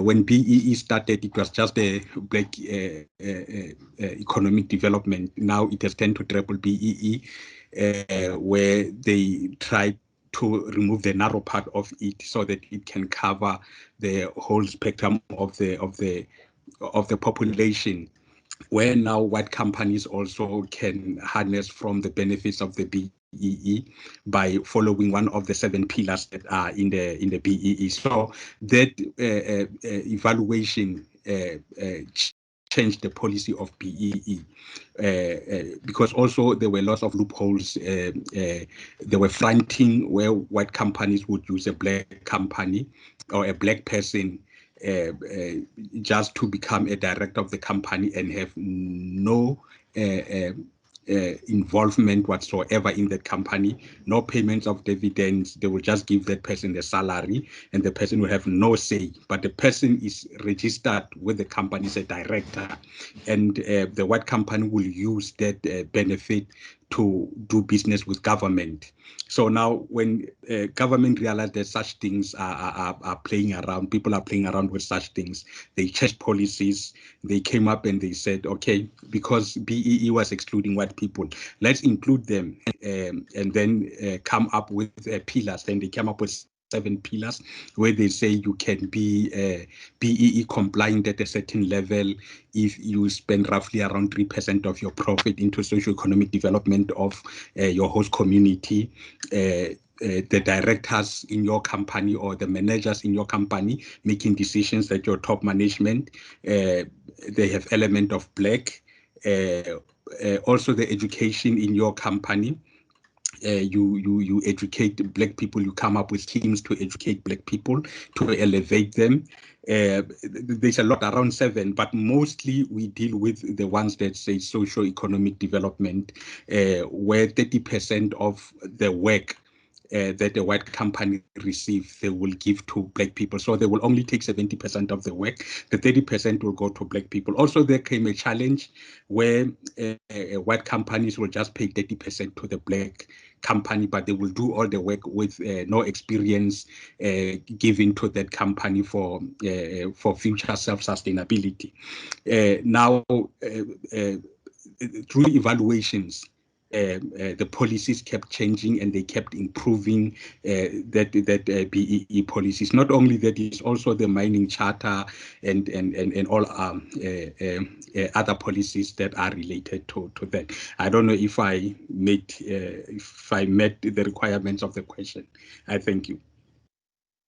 Yeah, if you choose evaluations, you say because of what we found out after evaluating how things are done, we realized this and this and that, or how BEE was working, it wasn't.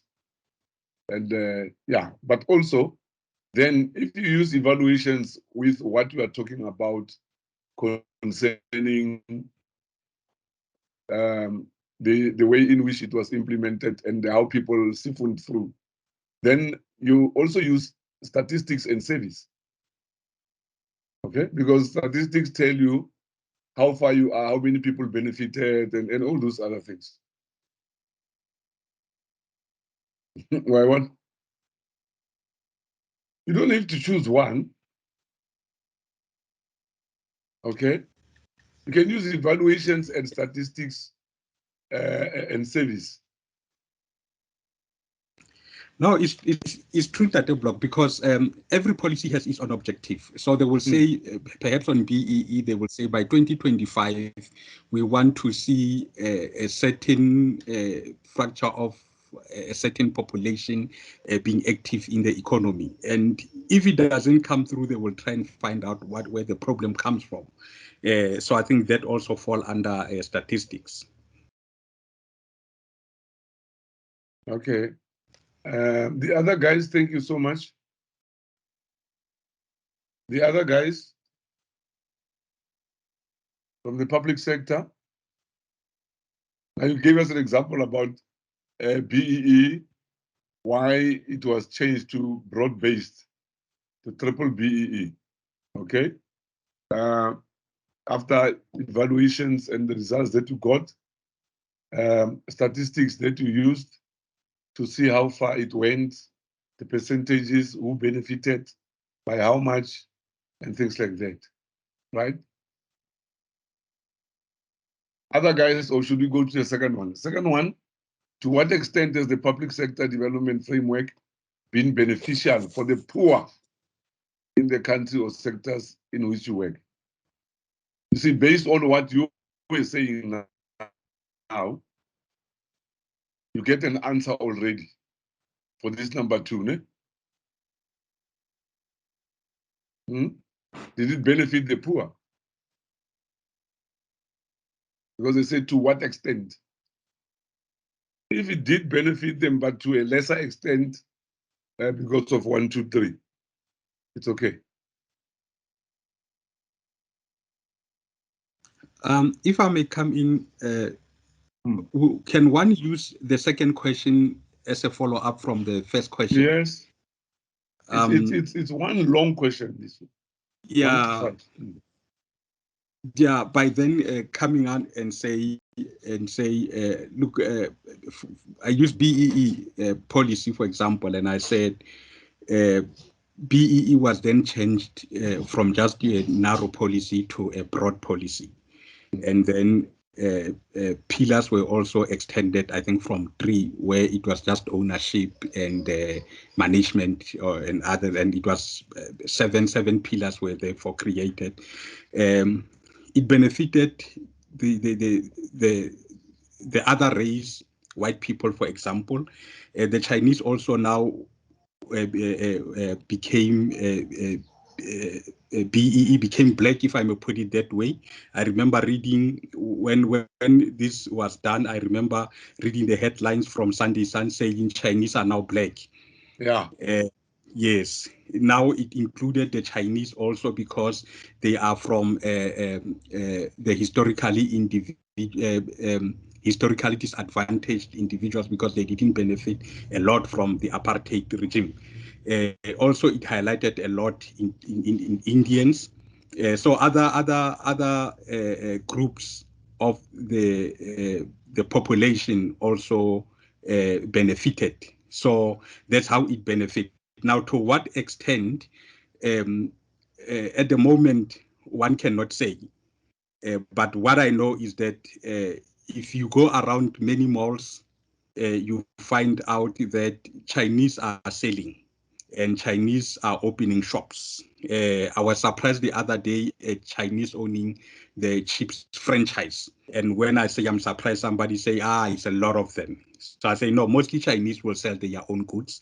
They will import from China, come here and sell them. But buying a South African franchise, I've never seen. So such has opened doors for that group in terms of their participation into the economy, which previously could have been a bit difficult if Chinese were not included as part of people benefiting from the BEE as level 1 black people.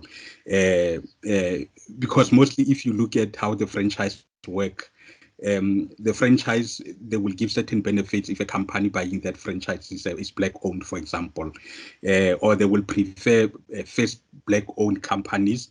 If they can't find, then they will go to maybe level 2, level 3, and so forth. So to what extent, I will say, use Chinese as an example, that now they are participating a lot in the economy. And also it opened I think it opened also the trade relationship between South Africa and China, because now these Chinese are coming here, they're importing goods. But I don't know if there are any exports going there. As far as I understand, there was one time where Chinese were buying donkeys from here. And the ladies will be very much interested to know why the Chinese were buying donkeys from South Africa. The Chinese were actually manufacturing those cosmetic creams that the ladies will use to become young. Now, if you look at the skin of a donkey, it has certain oils that can heal scars very quick. I'll give an example. If you take a donkey and put it in a cart and beat it and beat it and beat it, and tomorrow you slaughter that donkey, you will never see any scar on the skin of that donkey, because they have oils that after beating that donkey, they can go and remove that scar quickly. Now, what the Chinese were doing, they were draining those fats from the skin, and they were putting it in cosmetics for ladies to look beautiful. Once a scar come in or the wrinkles are coming, when the ladies apply that into their skin, those fats will help to remove the scars and smoothing the skin, just like it does on the skin of a donkey. Take a cow, for example. Beat a cow and slaughter it tomorrow. You will see scars all over the skin of the cow, and even to some extent going into the meat that you are going to eat. So that's how it opened those trade relationships. The Chinese came here and bought donkeys. It created a lot of community unrest at some point, where they said South Africa was not actually helping the communities in exporting those donkeys. But to some extent, I will say my answer around that can go in that line. I thank you. Okay, thank you, sir. Number 3, what features and elements of the public sector development framework have been particularly valuable in the fight against poverty? What features and elements?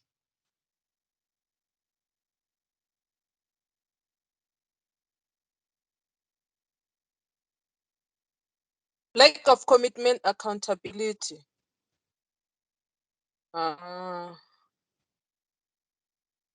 Also, political interference in community programs.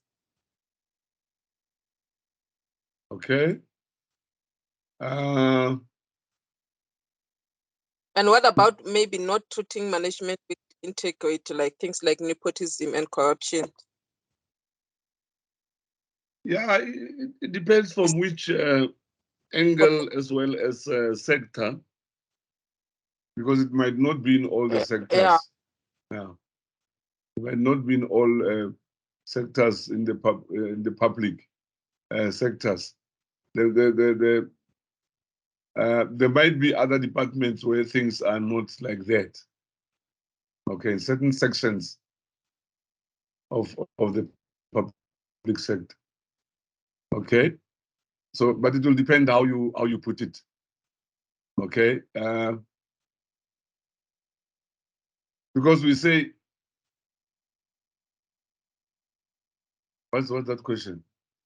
Features and elements of the public sector development framework have been particularly valuable in the fight against poverty. Then we say features and elements of the public sector development framework have been problematic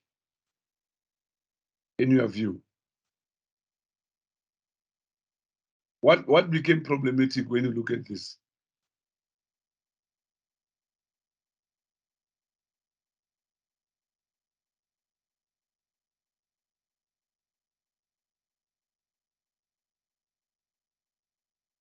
Can one link on question number 2? Because when we answered number 3, you are linking it to what I've answered on number 2. Oh.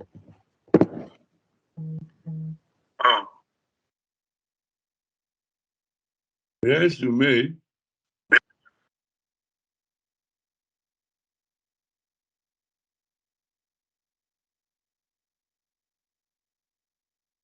I'm not sure Because whether you're talking on number, because you are cutting. Look like there's some stoppages.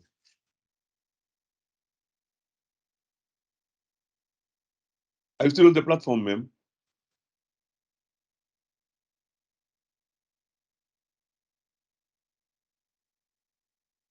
Are you still on the platform? No, I'm still here. Seswendine, it looks like she's out. Then I'm going to go into load shedding, then that block, but it will try to connect to 3G. Okay. I'm realizing now. Thank you. Okay. The other guys. Yeah, colleagues, Lawrence is back now. Thank What you. became? Hello, Agut Lawrence. What became problematic? Hello. Hello, Tate. I'm back now. Thank you. Welcome. We are looking at those frameworks on in the public sector, evaluation framework, statistics and survey framework, and the framework for managing performance, program and performance information. And we're looking at how they influence the development of policies, but whether they were successful in fighting, poverty, but also how did the poor benefit? Okay. So someone gave us an example of triple BEE that when it was BEE, some people used it negatively, where they fronted other population groups to get the tenders and to get all those things. And the next moment, they were the ones who are benefiting, all right? So there was a need to broaden it, where we included even the Chinese and included also the Indian communities.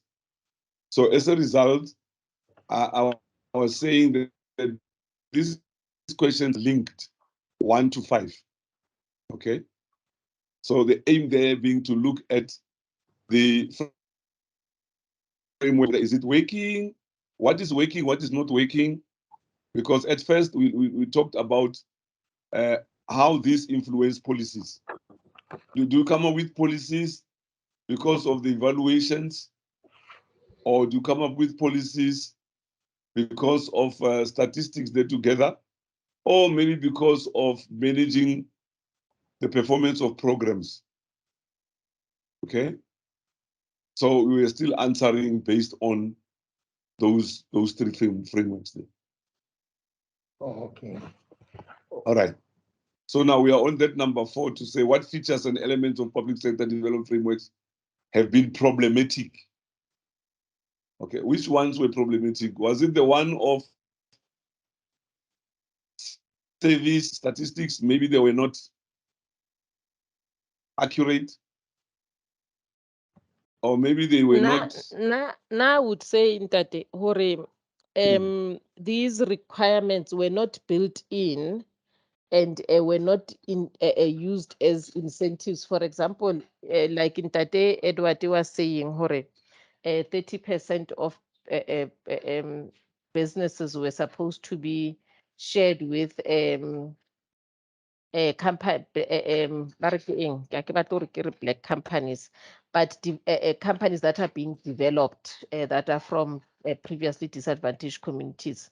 So how I would phrase it in this way, hore, if there was a strong monitoring and evaluation and incentivizing either awarding of jobs or contracts based on how each of these big companies have performed in terms of their mentoring and their empowerment schemes.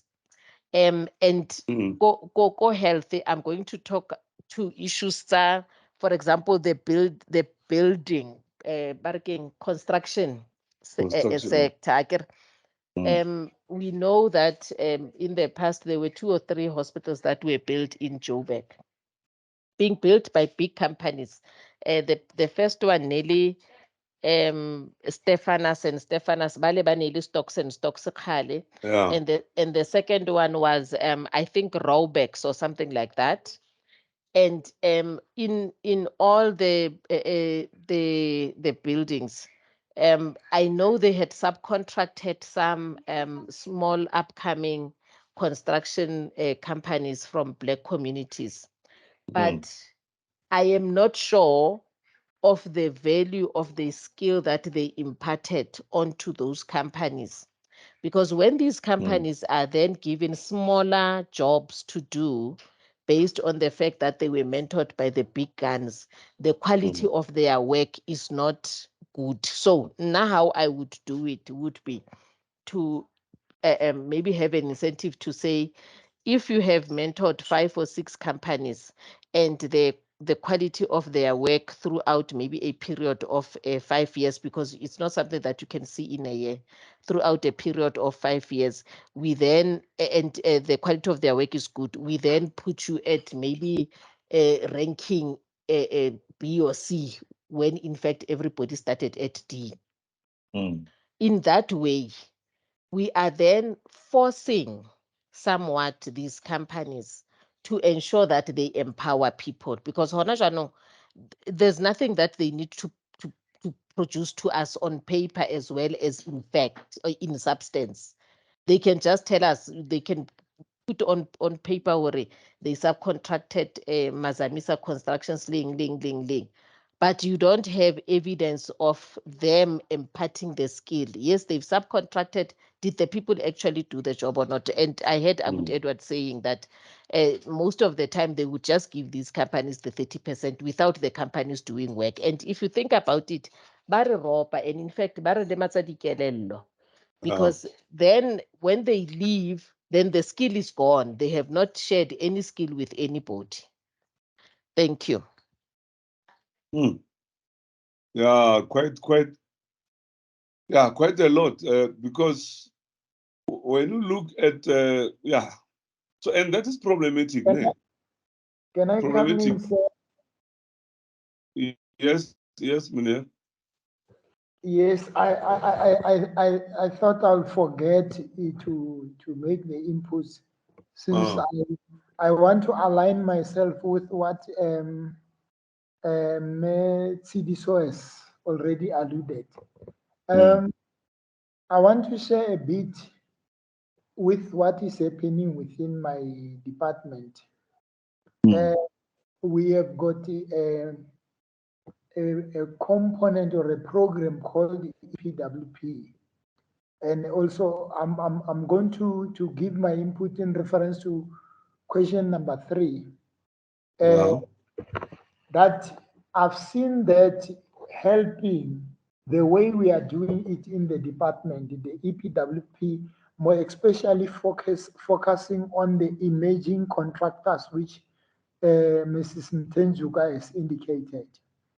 What we do is that because we realize that there is fronting, like Edward has already indicated on the BEE, then we came up with this program of EPWP, whereby we as the department, we are the one that recruit those people of those emerging contractors to enter into a program. So what we do, we are enforcing that since we have got those people, and on the other hand, we are doing infrastructure projects like the construction of hospitals, schools, and whatever. And as we award those projects, we make it a condition within the contract of that main contractor that we are allocating you a contractor so and so to run with him, and within that total project budget, this subcontractor is allocated this percentage within the contract. So it will be up to you to check which activities will you allocate him, which are relevant to somebody who's emerging. And we are making sure that we monitor also the payments throughout to ensure that at the end of the project, the emerging contractor has gained the skill and also financially he has benefited, because we realize that major contractors are robbing the emerging contractors. They take advantage of them. They are exploiting them. Then we will do that for a period of 3 years. That once you finish with this contractor, we will allocate you to another contractor, the emerging contractors, for a period of 3 years. Then after 3 years, we will select projects which are smaller in value, which are relevant to the emerging contractors. Then we will award them such that we say, now we have teach you how to fly. Then you must fly alone now. Then we award them those contractors, the emerging contractors. I can say there are a number of emerging contractors which I know. Now we are no more calling them emerging. They are now big contractors, but they've gone through that programs. They can run on their own. They can now tender, and they've got on their own and whatever. Yes. Thank you. That's where I've seen this program or the policy of the BEE somewhere somehow taking out poverty from some of the communities. contractors. Thank you. Okay. The other guys, which one do you choose to talk to us about? You can choose the last one. Remember, I said it's a package. You can see from 12.1 to 12.5. We talk about those frameworks to say, were they successful? Were they helping the poor? The last one saying, what are the main gaps? Do you think it lacks somewhere? Already, Brian Lawrence spoke about some of the things which are lacking. Mainly, we look at some of the things which are lacking. You see, it was already answering number 5. The gaps.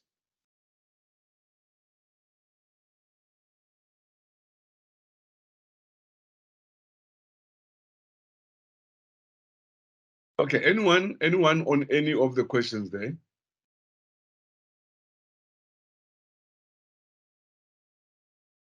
On number 4, like as referring to what I've answered on number 3, like in your view, what are the main gaps, if any, in the public sector development framework? I only identified three gaps, like related to what I've answered on number 3, that the gaps, one of them can be a strict oversight. Like if people do not have anywhere they report, they use resources for themselves. And the oversight with integrity, working hand in hand with the perpetrators. Because I was referring to the lack of accountability, of commitment accountability in the SAPS, and also the implementation, like good framework, due to lack of skills and understanding. It's true. So somebody else on the gaps, what can we add there? Can you talk about transparency? You can talk about corruption. Okay. Are there ways of combating corrupt activities when it comes to policies and the frameworks that are there? If you talk about the framework for managing program performance information, do you collect correct information? Do you get good reports from programs that are run? Okay. The stats and the service. Where are these services done? Okay. And if you come up with policies based on those services, were they correct? Were they reliable? Were they valid? Because you must test validity and reliability of the statistics and the services which are conducted. Okay. So you see, gaps might be several. Okay. Might be several. There might be many of them or several of them that you can allude to. Can you look at number 13 there? Policies within the work environment. Discuss with a partner what types of policies you, in your own capacity and your institution organization on a larger scale, are involved in preparing. And what principles that have emerged from previous exercises and discussions should you apply to the policy preparation process in your institution organization? Now, already we talked about statistics, okay? We talked about statistics here. We talked about evaluation and evaluating programs. We talked about accountability and all those other aspects that might drop in. So here the question is the type of policies in your capacity, okay, that you were present when they were drafted, but what principles that have emerged, okay, should you apply in the preparation to the policy or to coming up with a policy? All right. So you look at this and say, I might involve a framework which deals with managing program performance information. Okay. In my policies. So that when a policy is implemented, it must also say how oversight should be played in ensuring the implementation of those policies or policy goals and objectives. Okay. So what will be your take on that? I said 12 and 13.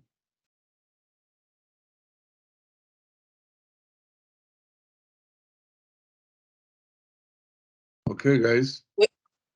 We're on 12 and 13, or we're on 13 30 blocks. We're answering 13, isn't it? Yeah, I'm talking about 13.6, activity 13. Yes. Yes. The section is on 6.5.12 Okay. and So 13. can I give my response, seeing that I had volunteered who I will do this one? Okay, ma'am. Please give me half a chance. All right, fine. Sorry, Akere, now I'm adjusting because we've just shaded. So I'm adjusting to my gadget. So question 1 says, discuss with a partner what type of policies you in your capacity and in your institution or organization on a larger scale are involved in preparing, and then give examples. So Arika, we then going back to our module policy, and remember that they said that policies can be legislations, it can be bills of parliament, and it can be a policy in the state, a policy in the sense of the word. So I'm discussing three or a guideline. So I'm going to discuss 3 policies, so to speak. So the first one that I am involved in was in terms of the NHI bill, because I was required in my personal capacity as a South African to give inputs into the bill and its proposals, but also in my professional capacity as a manager within the public health sector to provide my professional insight as well as opinion onto the bill. This National Health Insurance Bill is one that talks to the provision of universal health coverage for all South Africans, and is going to work similar to what is in the UK in terms of the national health, the NHS. The intention of the bill is to ensure that health services are available at grassroots level, and most importantly, to move us from a hospice-centric approach to a more local-based health center approach system. Part of the main issues of this is that, especially for Rona who are in hospitals, is that we are looking, the main crux is to make sure that district as well as community health centers are functional, but importantly that there are functional ward-based health outreach teams in every sector, every corner of South Africa, where we would be having a database of the occupants of in that community, including prevalent health conditions, plus having a plan to address their conditions so that we reduce the need for people to end up in hospitals. So that's the NHI bill. The second policy that there are two. I'm going to talk to them in the same light because we did the same process with them. It's the national guideline for patient safety incident reporting, as well as the national guideline for management of complaints within the health sector in South Africa. So both these guidelines talk to customer services. One talks to incidents or accidents that may happen when a patient is in hospital. The other talks to patients' experiences of care, wherein they would be dissatisfied or satisfied, because it's not just about complaints, but it also covers compliments. And both of the guidelines give processes. They also give ways of getting the inputs from communities. But importantly, my biggest role with these, okay, despite the fact that I had to give in some inputs on the guidelines themselves, but importantly, I needed to develop standard operating procedures for my facility that are now in place and have been adopted into place and are currently being used in my facility. That is my response for question 1. I think I deserve 25. Wait, 5 is too little. For the information I've just shared. Man. Yenyane, Papa. For information. For information, more 5 marks in. But anyway, that's my information. Am I on the right tracks, colleagues? Remember, it says that I need to discuss with a partner, so I'm discussing with all of you. Yeah, quite a mouthful, ma'am. Yeah, that's why I say you deserve a... shame. We are not can I come in also? Come in on the first one. On the first one also. I think it was excellent. Yeah, it was excellent the way she has put it. That's why we say if it had more marks, because the information, you can't just say this policy, that policy, that policy, because it's 5 marks.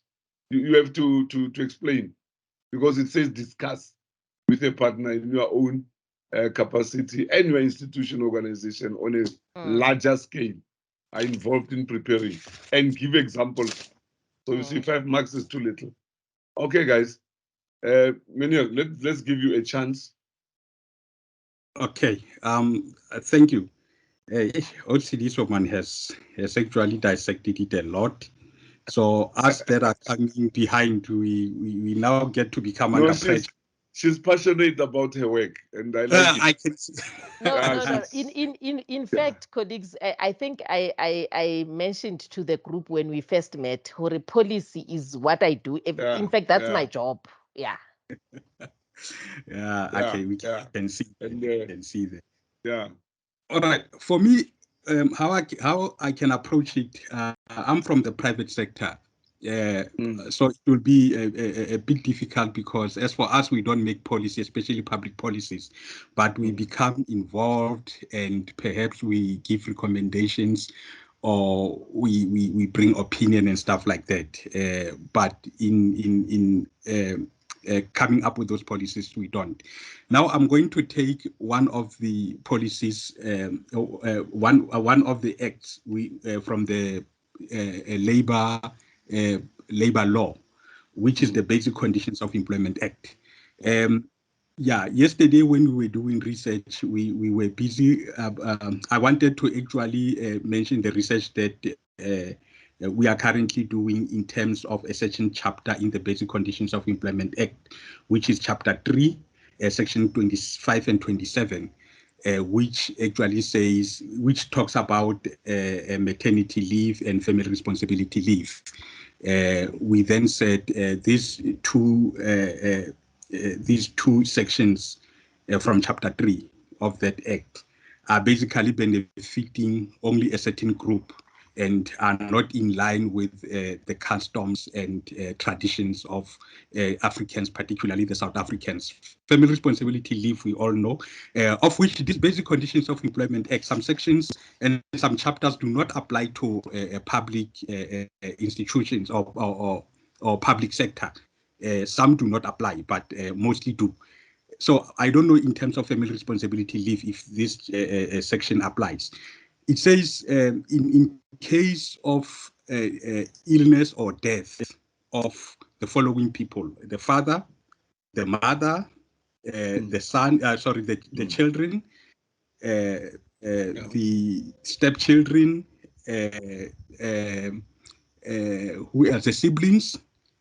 Only then, in case of either their illness or death, you qualify for family responsibility leave.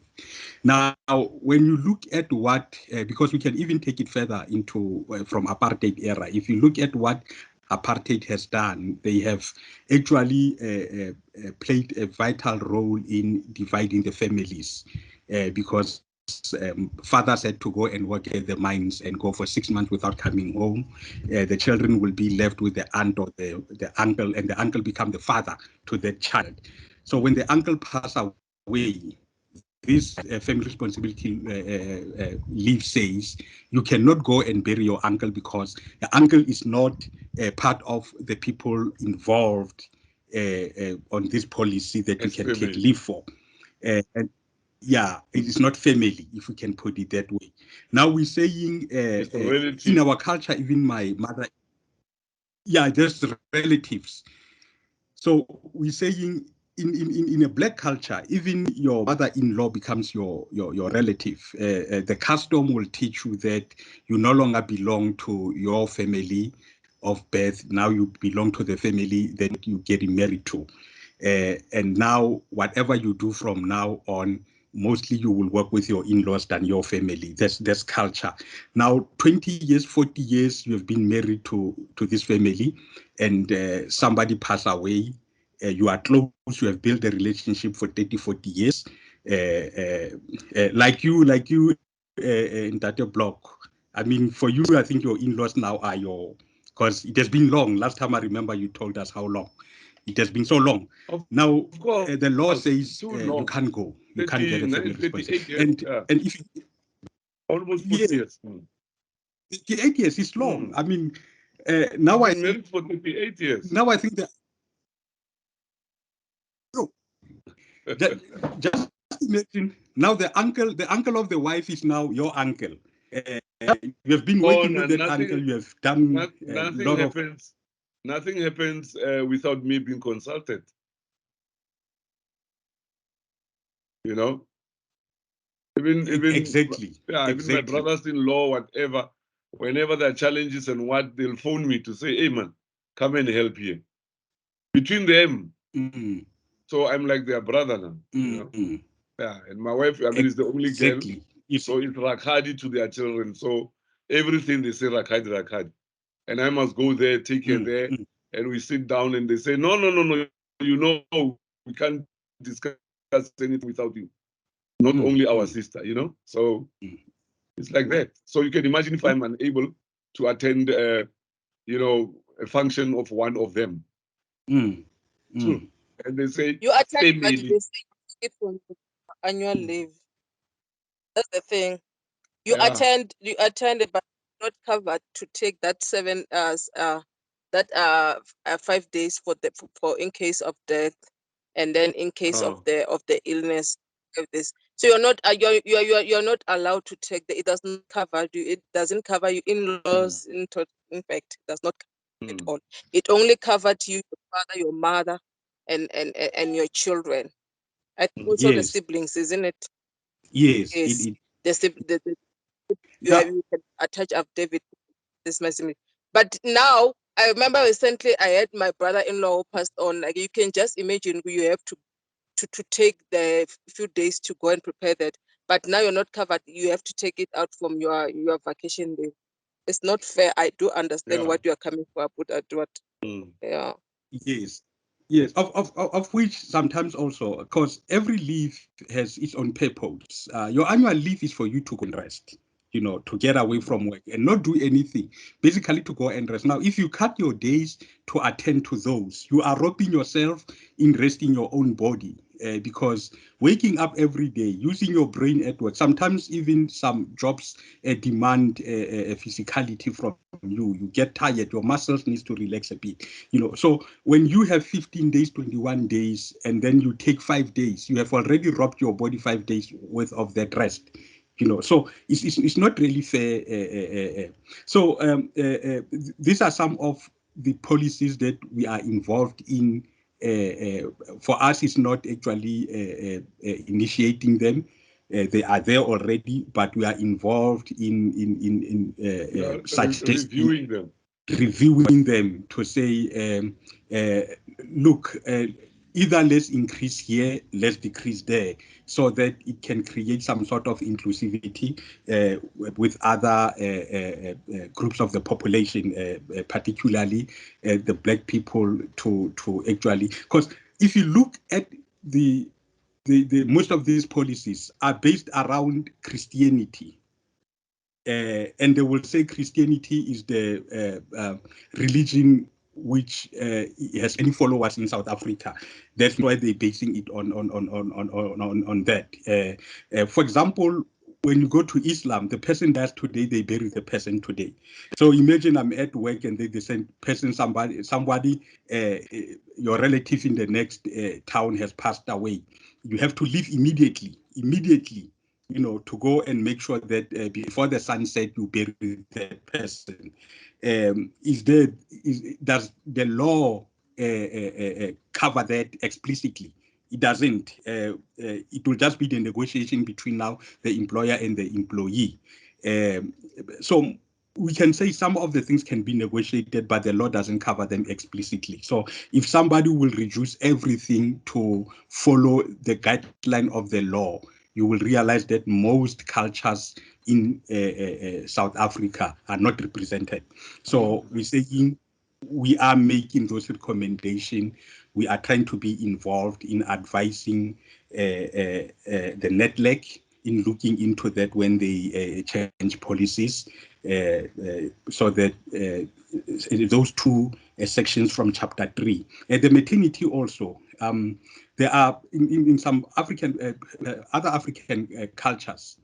There are some, I would say, a time frame before the child is born and a time frame after the child is born that must be afforded the family to perform certain rituals or do what they have to do. Let me not say rituals. Do what they have to do before and after. Now you ask yourself, they give at least 3 to 4 weeks before the baby, the mother gives birth, and they give about 4 months after that. After that, it can be reasonable because you can take up to 6 months if you want to. But before becomes a problem because they will say, when the baby is 3 months or so, you have to go and do this and that. When the baby is 6 months, you have to go and do this and that. And it's not covered in the Constitution. And so people have to dodge to do that. They will go to the doctor and get a medical certificate and then pretend they are sick and go and attend to them. So those are some of the things that we are looking at. Somebody raised the issue of women also when is that time of the month to say, and he jokingly say if that was affecting males, something would have been done. So women need representation also in this regard because some get sick and not all of them would go to the doctor and get the doctor's note for, because otherwise it has to be every single month around this date you are on leave. So they say look into those factors. And somebody was saying, imagine a woman being a president and she's not in office because of such and such, So those are the things that we always look at and we try to give advice. And when NEDLAC meets, such recommendations go to them and stuff like that. So for me, that's how I will approach question 1, which I don't know if I'm relevant because Austidiso has just knocked us out. Thank you. Thank you so much. No, there's no problem because it says preparing. okay, are involved in preparing. So there's no problem if you are not really drafting, but your inputs are necessary. And so it's part of you being part of coming up with those policies there. Okay. Should we go to number 2, guys? What will have been made from previous exercise and that you should that you apply to the policy preparation process in your institutional organization? What are you going to apply? Are you going to look into statistics? Are you going to look into performance management of programs, managing the program performance, statistics, evaluations? Okay, that so what I have tried to do here is to look at ke lebetse hore ba itse ke mang ole o buang ka the policy preparation process that has got a problem emergence, agenda setting, consideration of options, decision making, implementation, and evaluation. Decoding. Yes, and the others.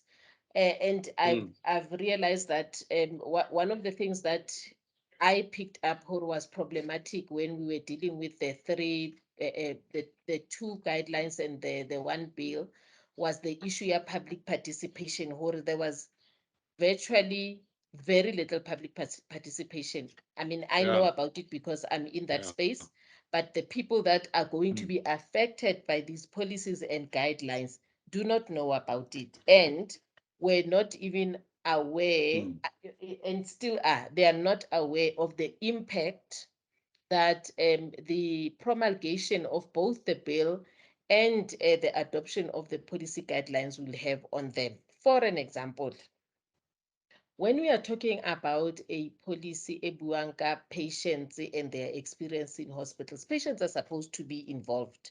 Yeah. Because 1, it will help us set the expectations tsa bona right. Because right now, people are coming into hospital expecting hore o tlo kena a tswe and not wait. And it's not going to be possible not to wait because there are many other people that are as sick as you are. You know, so I thought, Hori, if we could involve, if we could add the issue of public participation, that would help. The other thing that I thought we needed to have, give the issue of the monitoring and evaluation, as you rightfully say. Because remember, I did tell you that we already have the data. Like right now, sitting here where I am, I can tell you nationally how many complaints have been reported, what are the categories. So the information is available. But the synthesis of this data is something that we are failing to do in terms of Hori. Not to know, we shouldn't just be limited to the fact that Mutu complained about cold food. Yeah. There are deeper issues than just the cold food. What other aspects come into this whole human being? Wa bona ha re ya ko nthong ele ratang hore bolella ka yona mo Genesis ha re kena mo classeng kana le re keng integrated what model management model, yeah. wa bona. So when you look at when you go down to the individual aspect, we should be able to do that, to go down to the individual aspect and then unpack what this individual o re buang ka ena ke mang o tswa kae, what other issues are there tse mo affecting negatively that could have brought this complaint. Because honestly speaking, if I eat cold food, I will not complain because I'm able to come home and eat hot food. But if I eat cold food and I am incapacitated and I stay in a shack where I'm not able to get hot food and I'm seeing people eating hot food and complaining about hot food and cold food, you see those kind of things. That's why I'm saying we are failing to go down to the root of the complaints that we're getting. We're getting them and we are resolving them. We go, we meet with them, we sit down, we look at what is gone wrong in our system, but we don't actually go down to synthesize what the issues are. And as a result, because we are not doing that, we are also not able to get to the bottom of what our patients are expecting when they come to the hospitals. Therefore, I don't manage the expectations. So I'm going to leave it at there because I can go on and on and on, but I think colleagues get the gist of where I'm going. Thank you. Thank you, ma'am. And it goes hand in hand with quality, because quality is, meeting the expectations of your customers and even exceeding it. You've just told everybody my title. That's my title. I'm a quality assurance manager. Okay, yeah, thank you so much. And guys, what are you saying? Could we go past this? Yes, we can. Sorted. Okay. Now the last one here talks about policy development and management. Evaluate the generic policy development cycle discussed in this section of the course. Why do you think it is necessary to discuss policy management within the framework of development management practices? I see I have already responded to question 2 of that question of section of formative 14. Of public participation, yes, ma'am. That's why I think I've responded to laughing. That already. Yeah. and this one, because you just mentioned a bit about deconing, but there are others, of course. But when you look at generic policy development cycle, which one is generic?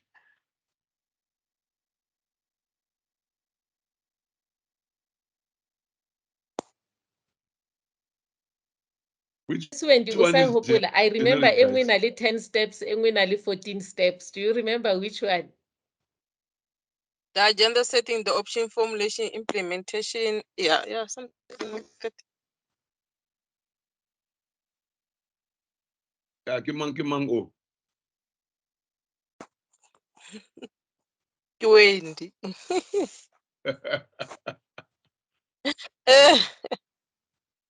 I'm trying to see if my memory still have captured it. I know there are those steps like Yeah, because when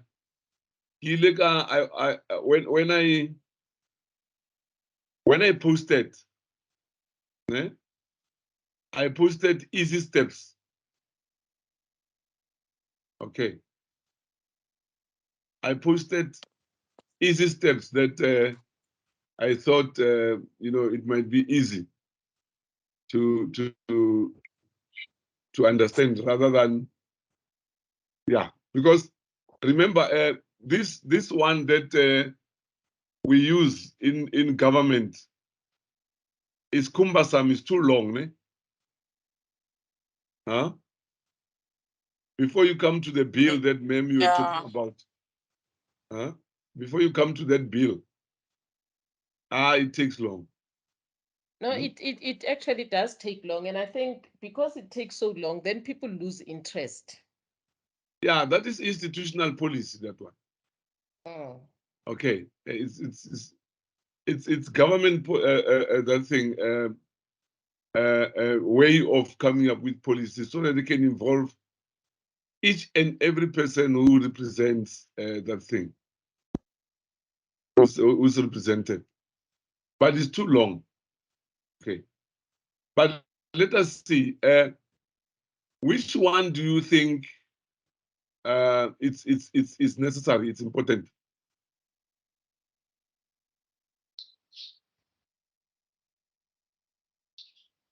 Do you remember Dune?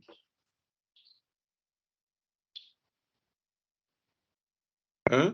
Do you remember Dune? Or you say Dan? I remember Dan as well as Monash. Okay, but the one that I put there was Dune. Because when you look on, it's on 112, page 112, I think.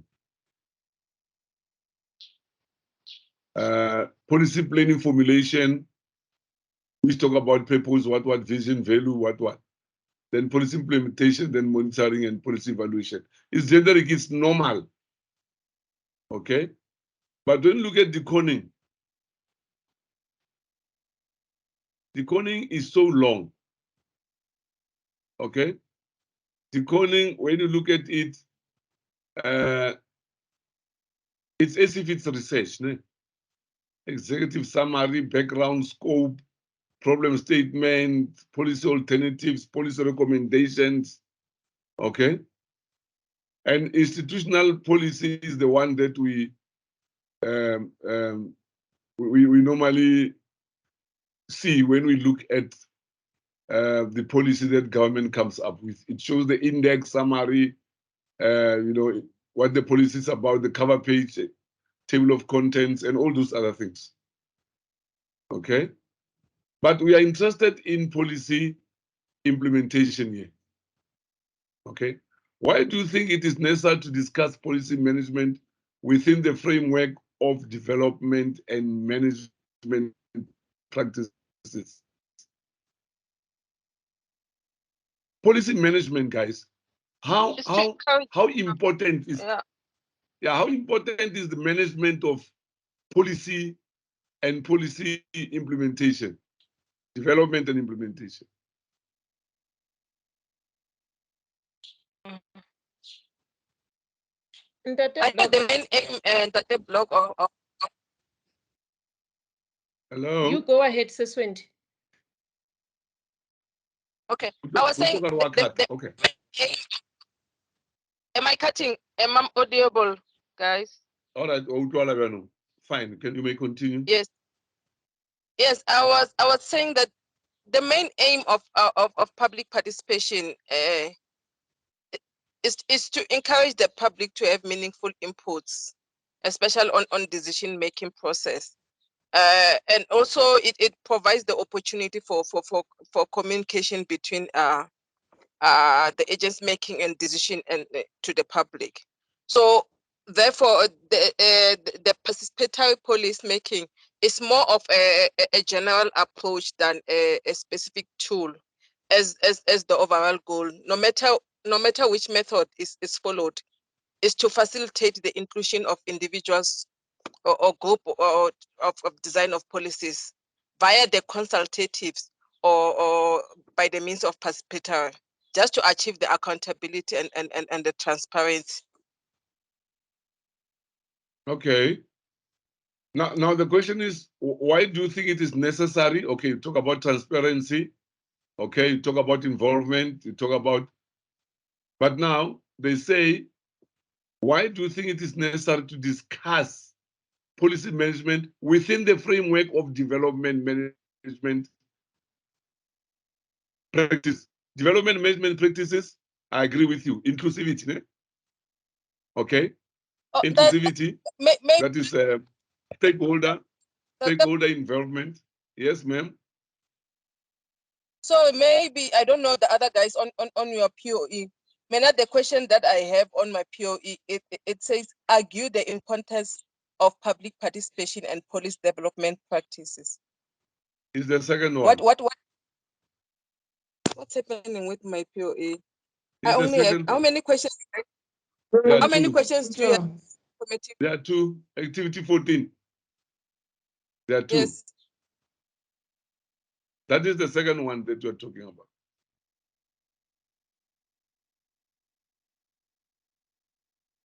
Hello? And the second one, what is the questions? The question. The one that mine is written. Yeah. The one that we're talking about. Argue. Is the second one. The first one is evaluate. Yes. Yeah, the first one is evaluate. Number 2. Evaluate the generic policy development cycle. Okay, discussed in the section of the course. Why do you think it is necessary? I mean, when you look at it, obviously, it talks about planning. Okay, the purpose, the vision. Number 2, excuse, I was. Yeah. I was looking at it. Yes. Okay, so Dune talks about policy planning, formulation, implementation, monitoring, and evaluation. All right. All right. So it's straightforward. With planning and formulation, that's where you come with your purpose, vision, mission, values, goals, objectives, and strategies and tactics that you are going to, okay? And then that is in the planning stage. And then you implement, okay? So the question says, you evaluate that, okay? Evaluate the generic policy development cycle.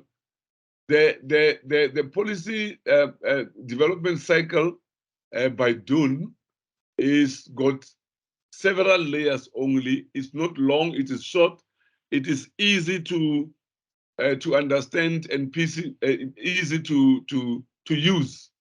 Say, for example, in your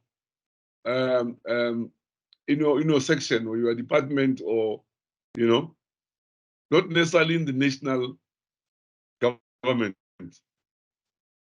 Okay, but in a department, like maybe you want to come up with how educators should do 1, 2, 3. All right, you may use Dunn. Okay, it's for that department. It deals with maybe with health professionals. It deals maybe with it's not national. Okay, but also if it's departmental, or it is within a small scale in a team, maybe like you come up with ground rules on late coming and things like that, or on gossiping and what. You can come up with that policy. It's just guidelines and what. It is simple, it is easy to understand, and it's involve people who are stakeholders who are directly or indirectly affected by that policy. You see, now I'm doing what? I'm evaluating it. Ne? I'm evaluating Dunn's policy development cycle. We have one?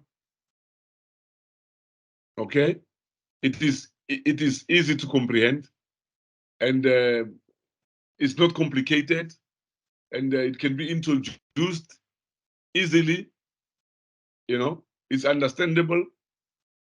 All right. But also, it is easy to involve stakeholders, and you don't even need to have more of their time. Okay. You can just invite them, involve them, get their ideas, no problem. All right. So you don't need, and it doesn't take longer, okay, to come up with a policy that is that generic method. It's unlike that one that we use in government. All right, institutional one is too complicated, it's long. That one of deconing. All right, but now they say, why do you think it is necessary to discuss policy management within the framework of development management practices? Okay, it's important because they remember we are going to involve stakeholders. Okay, it's easy to budget for. You can budget, and it might be simple to get a budget for such a policy, and then monitoring of the policy is not cumbersome. Okay, monitoring as well as implementation of that policy, because when you implement, you already start monitoring. It's a bit easier. Okay, and you don't need people to play an oversight role on how it is implemented, on implementation. Okay, so you see, it is departmental, it is sectional, but it's not really on a larger scale where it will take longer debates and things like that. Okay, so in short, they're saying, do you think you'll prefer generic policy development cycle? Will it be a bit easier than others? Okay. Anything that you like to add on that one, guys?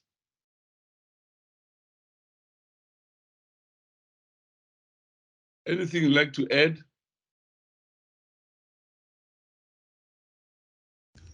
If I can Okay. just add something in the necessity to discuss this policy management. If you involve stakeholders, number one, it saves time. Because during those engagements, that's when we will clarify some of the issues that you couldn't have the opportunity to if you did not discuss with stakeholders. Number two, besides saving time, it saves money because now it doesn't need to go back and forth for rectification or for queries. So for me, those are the two inputs that I can put. Why is it necessary for that? Thank you. Thank you so much, Manu. Guys? Okay, so we agreed on the importance of public participation. Again. Hi guys, are you back? Are you back, guys? Hello? I can hear you, Ntate Block. I'm here, but I'm not sure about other colleagues. Yes, we're still here. Okay.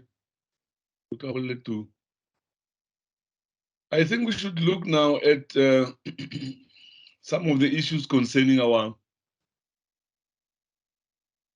formative assessment before we go to summative and what it needs. Because summative, you've got questions guided by the marks, okay? And we've got the second part of the summative, which is practical assessment. We will look at those tasks, but also the rubric. We will look at the rubric, how to interpret it. So that when you answer, you can see whether you'll get marks for the things which are written here. Okay, and that is the total. But I want us to look at these critical cross-field outcomes. All right. It says here, as part of meeting the criteria for South African unit standards, you need to show that you have met the CCFOs, okay? For this purpose of the program, you need to complete this form to meet the CCFO requirements of the unit standard to which this program is aligned.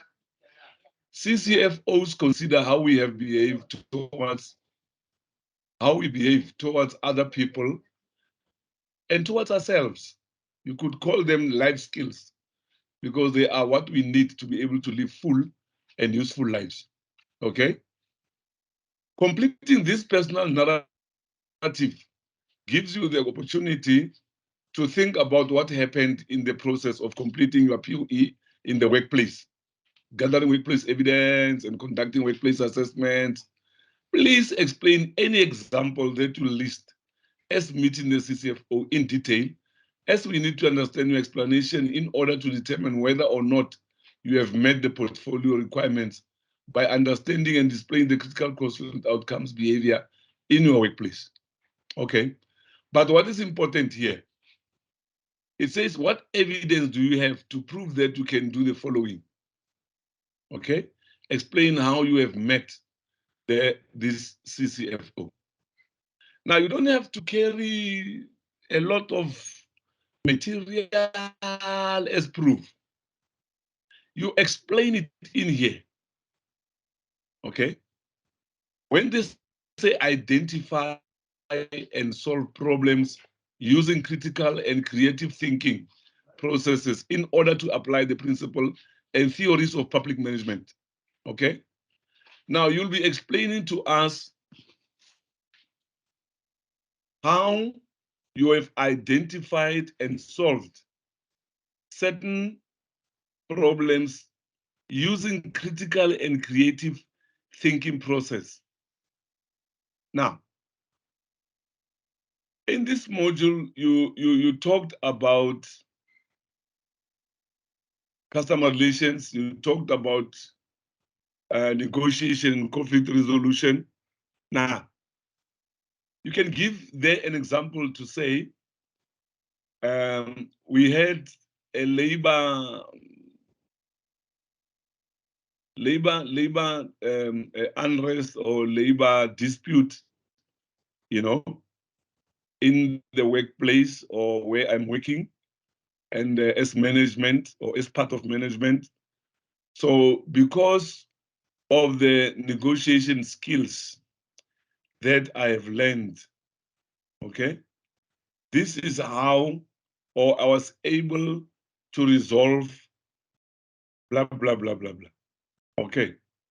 So as a result, you just explained to us how what you learned here was put into use. Because when I look at how you write your CCFOs, some guys, yeah, they write some things that has got nothing to do with that CCFO. Okay? So this identify and solve problems. All right? That you identified the challenge, because when people were fighting there, you were not aware of something. Then you identify that the main issue might be this one, and using negotiation, that is how you helped in resolving the issue. Okay.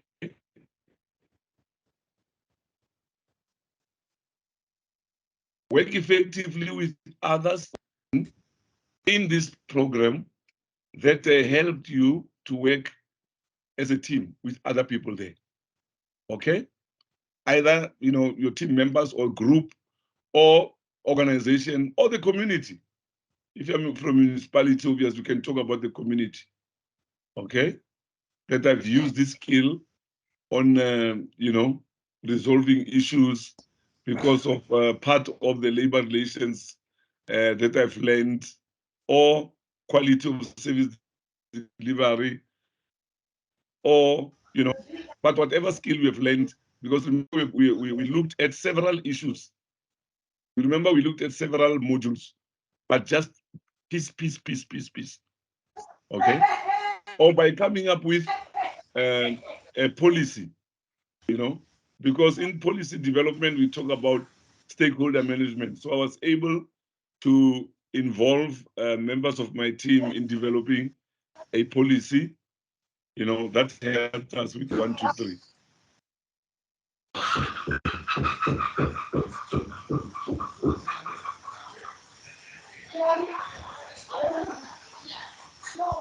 Okay, guys. So as a result, that helps. Now, I want you guys to fill in, and then you tell me what you filled in. Okay? I know you might not finish, but I'll give you enough time, because some people fill in this one on work effectively with others and they jump this one, or they fill this one and jump another one, then fill this one with one sentence, you know, and it doesn't show professionalism there. Okay. All right. So I want to give you that latitude to fill this in, and then we talk about it. You tell me what you've written. Let us see if then you won't get your POE back to say, please, you know, be professional or consider what, you know, with your CCFOs. Okay. There are not many. 1, 2, 3, 4, 5, 6, 7, 8, 9, 10, 11, 12, 13, 14, 15, 16. You might not finish all of them now, but just something that will give me an idea of your understanding of how you feel in this. Because in most instances, candidates complain about this to say, hey, we don't know this, we don't understand it. Always we are told, please go and complete the CCFOs correctly and what. You see, we say you are competent, but we can't really let you pass because we feel some of the things are not filled correctly. So you go back and fill those things before we say you are really competent. Okay, because these are important. CCFOs, review of assessment, as well as self-reflection, this one, where you fill in your strengths, your weaknesses, and future improvements. This one does not take long, I know. This one. Okay? Even this one. Okay? Because some people prefer not to fill it in until we have marked, and then they will say as to whether they were assessed correctly. I don't blame them. But this one, and the last one, the self, that thing, self-reflection, okay? It's strict that to fill that in correctly. All right. Okay, guys. So can we start with this? Let me give you time. Coin it nicely, and we'll see up to where you have completed this and what you said. If what you said earlier in other POEs, you were told it's good, fine, and there was no problems. Put that in here. All right. But remember, this is another module. So you'll say, using skills I learned from finance or from whatever, I was able to do 1, 2, 3. Okay. Or you can say in the module where we talked about 1, 2, 3, I realized that that can work in my workplace when I do 1, 2, 3, 4, 5, and I applied that and then it worked properly. Okay. You don't need to write 3 pages, but something understandable. Okay. Something understandable. I think I should upload this. Or isn't that way it's not uploaded? Okay. You see, guys, the things I'm talking about, the CCFOs.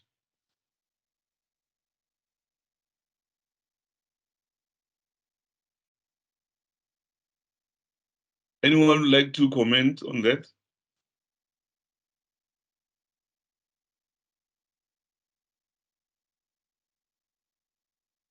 Anyone, guys? Tate Eddie?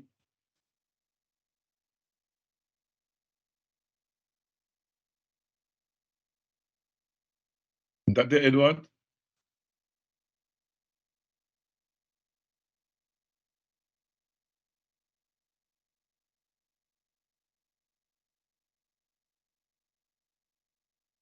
Andrea? No, I'm fine on this one. Thank you. Yeah, the last time, the one that we marked from you, it was so in detail. It was so nice. You filled in those CCFOs correctly. I was quite happy about it. Thank you. So please keep on the good work. Let us fill in this one. Let me see how you are going to relate it to the module now, this one, because you can see the module encompasses almost a lot of the other modules that we did. All right. So you can say with this one, I was able to do 1, 2, 3. With this one, I know about this as a result. In my work situation, we're able to talk to do this and that, and it came in handy, All right. Okay, guys. Can I give you 15, 20 minutes? Just coin it. I'm not saying you should finish all of them. I know it might, but take the ones that you think you can write something. Let's see what your understanding is. So that you can say, yeah, no, here you are talking about this critical cross-field outcome. Okay? Okay, guys.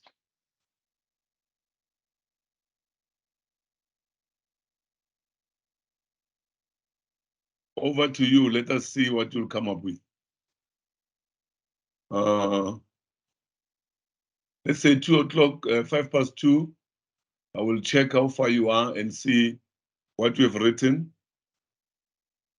If you don't write in the study, in the POE, like other people already have started, they've written already in the POE. Some need to write on the side, no problem. Just write something on the side. And let's see if you're talking about that CCFO. Because sometimes you can write about, I was able to resolve a mathematical a problem, you know, where people are unable to read or to, in finance, they calculated wrongly and what. And you find that it's got nothing to do with that CCFO. Okay? It talks about, maybe you write it here under organize and manage oneself and one's activities. You see? So what you are saying here has got nothing to do with this outcome. All right? Okay, guys, let me give you some time. Do that. And then let's come and look at, I want that tomorrow we should strictly look at summative as well as, you know, the different things that we have to gather as evidence that we are going to present, how we do that, you know, what we can come up with and all those things. Because remember, summative assessment is the important part because it is like your exam. Because you are supposed to do it individually on your own.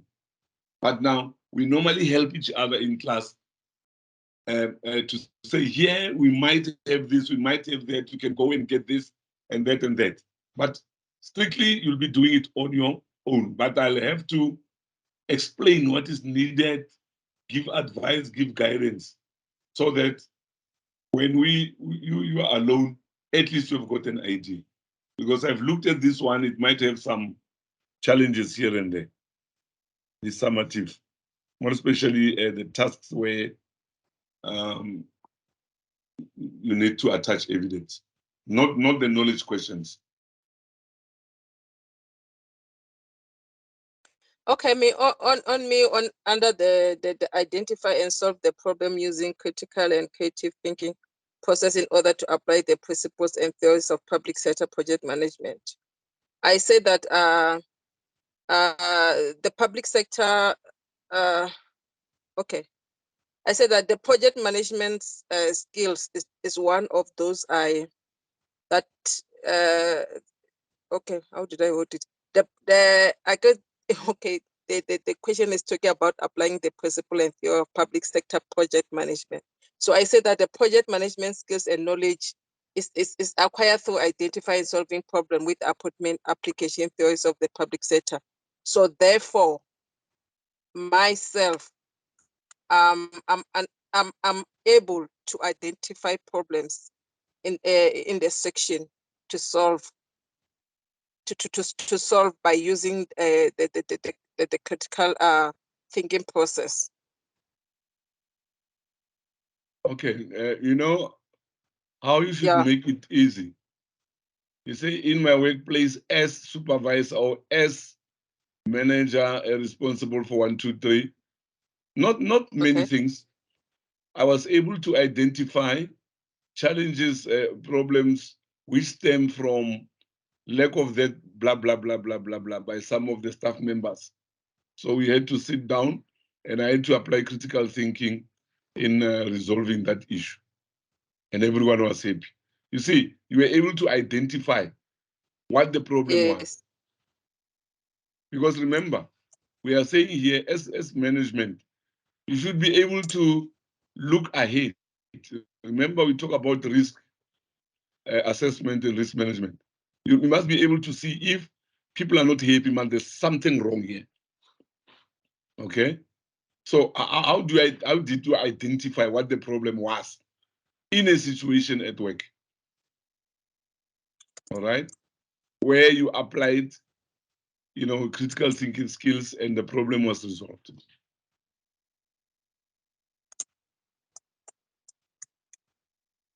All right, can I just give an example to say, there was a lot of a high volume of absenteeism. So I sat down and looked into what might be the cause.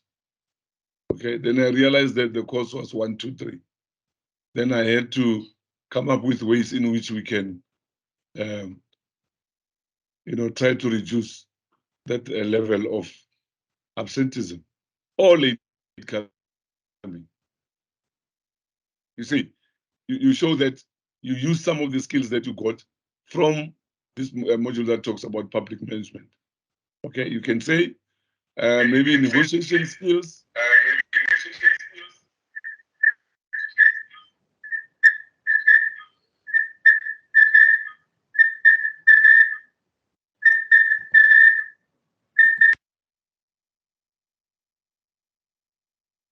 It can be negotiation skills.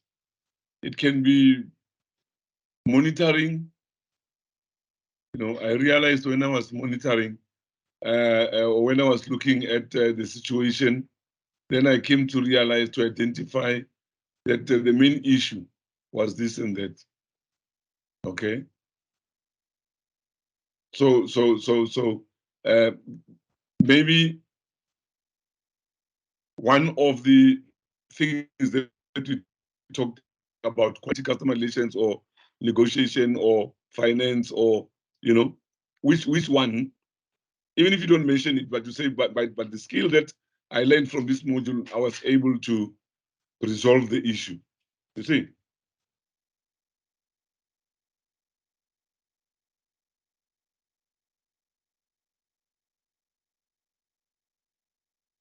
What have the other guys written there?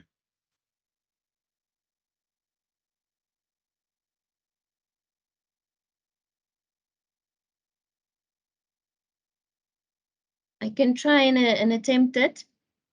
Okay, ma'am.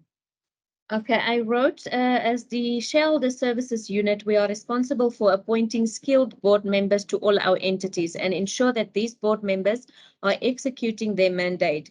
We have noticed that boards are not always fully engaged in the business of the entities.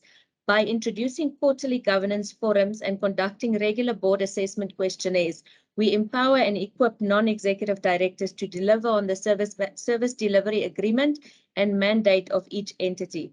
We can thereby introduce effective administration and subsequently separate implementation of public policies from political decisions. Okay. Which one? Is it number 1? Yeah, it's number 1.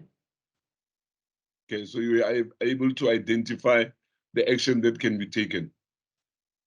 Yeah. Okay. Yeah, you can shorten it up, because we are trying to avoid you having to extend the space in which you write. Because some people, you find that they write so many things, then it tends up to the other page. And obviously it's going to push these others. Okay. And it's nice if the pages remain like 38, 87, instead of it goes up to 40. Okay. And then these pages end with 39. Okay. But thank you so much, ma'am. The other guys, you can take anyone that you are comfortable with to say, Ahman, I look at this one, see this one, I wrote 1, 2, 3. And obviously when you write others, you'll be looking at how you wrote that other one. I just want to see your understanding, because people are complaining about what are these CCFOs. What are we supposed to write? You know, and we write one line and jump others.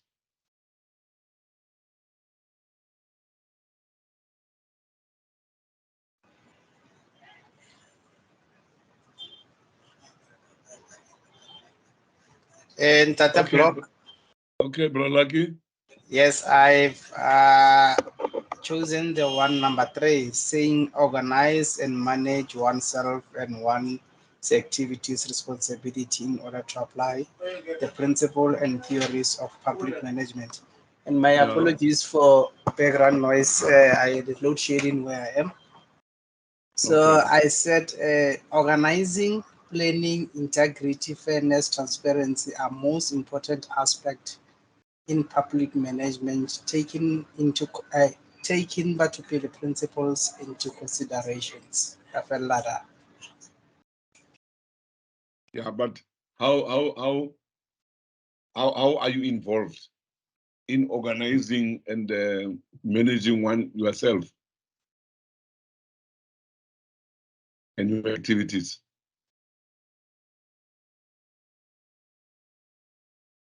Okay. Okay, I hear you. I hear you. Because they say here, explain how you met this CCFO. Okay, so you might say, I was able to, to organize and manage my work because I realized that I was always late to meetings and what. But because of what we learned about time management in the, in the module, change management, we talk about that. I was able to, okay, I was able to manage my time properly. Because in organize and manage oneself and your activities, there must be something you have learned that makes you start to stop procrastination. Because other people just write there, procrastination. What about it? Yeah? You can say, I was always suffering from procrastination until after the module. Then now I'm able to manage my time better, but also, my activities. Okay, I can even submit and meet my deadlines, okay, or complete my task on time. Because that is managing oneself. Like this, collect, analyze, organize, and critically evaluate information. This is research. To say, with my research skills, I'm able now to collect data from, from our archives and make informed decisions when we draft policies and things like that. Okay. Or when there was a strike in our workplace, I was able to collect data from some of the members, and I was able, and then I analyzed and evaluated information, and I realized that their challenges were genuine, and we were able to resolve that. If you did not do research, maybe you wouldn't have, okay, had the skill maybe to collect data. You don't need to tell us how you sampled and all those things. But because we're doing research, it helps you next time to be able to collect and analyze data. Right? Communicate effectively. I mean, we talked about communication. We talked about communication when you involve stakeholders in your policy making process, but also in negotiation, we talked about communication, even with quality and customer relations. You need to have a good communication strategy with the customers so that you can see what their expectations are. But also communication is almost in most of our modules, okay? So communicate effectively using visual, mathematical, and or language on the modes of oral and or written persuasion to effectively integrate public management principles and theories. There are many things that you can write about here. Okay? There are many things. I mean, because you did communication in involving people in some of the processes in the sector, that helped you to be able to come up with better ways of communicating with your staff, you know, where the staff became happy, and you now used another method of communication because you realized that one was not working well. People felt left out. You don't have to get into detail like Andrea got. You see, she went into too much detail. Okay. So something that shows that you understand what that CCFO means. Like this ones of use science and technology. Okay. I mean, today we use online. You can say there were challenges at work with the communication during the COVID period, you know. So, but now because of this skill I gained from the modules, I'm able now to, or I was able to, you know, come up with a scientific method of communication. Okay, where we use technology, we are now using what, online Teams or Zoom, you know, to hold our meetings. Something that shows that you understand that when you talk about using science and technology, what we mean. Demonstrate an understanding of the world as a set of interrelated systems. Huh? You by recognizing that problem solving context relating the public service management do not exist in isolation. You can give examples about you now understand. You were able also to, you know, maybe you are from SAPS to stop people and explain to them why there was a need, or why it was necessary, because people wanted to fight and to march against price increase of prices of petrol and diesel, you know. And now you were able to explain to them that you know, South Africa is not an entity on its own, but it's part of the global community, where you explain to them the reason why we were affected by the war in Russia and Ukraine. All right? So it affects South Africa. So we start realizing that we must understand that the world is a set of interrelated systems. The problems that we are experiencing here, they don't exist in isolation. Other countries are experiencing far worse challenges than we do. Okay? Participate as a responsible citizen in the life of local, national, and global community by ensuring that the principles and theories of public management are applied in a way that benefits. So, I mean, you can talk about your participation in municipal meetings, community meetings, you know, more especially with the public, to say you gave advice on you know, how some of the programs or projects can be run, or you were part of the people who helped coin your integrated development plan for your municipality, and this led to some of the projects communities are benefiting. We won't go there and try to find out if you're telling the truth, but you show an understanding that, you know, you must be able to do something to show that you care about the community. Okay, as a responsible citizen. Okay, like people who are whistleblowing, it's in order to protect the community, so they can show us the perpetrators of this atrocities that thing acts against communities.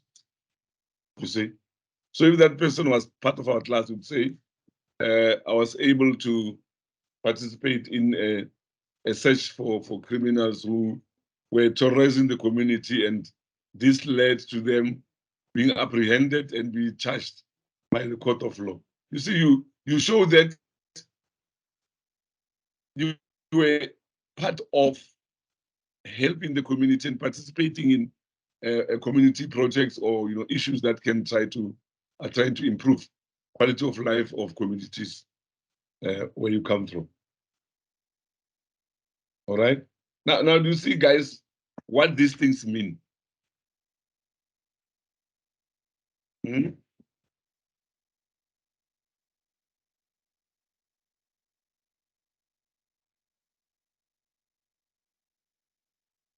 Anyone can, and don't worry if they look the same.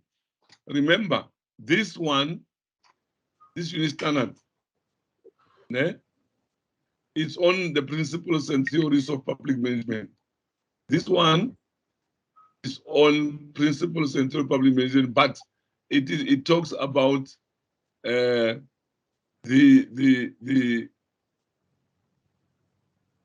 it talks about frameworks and things like that. Okay, so don't want to say, but they are repeating. You can even say another thing there that is in line with what you said in this one, because even though they are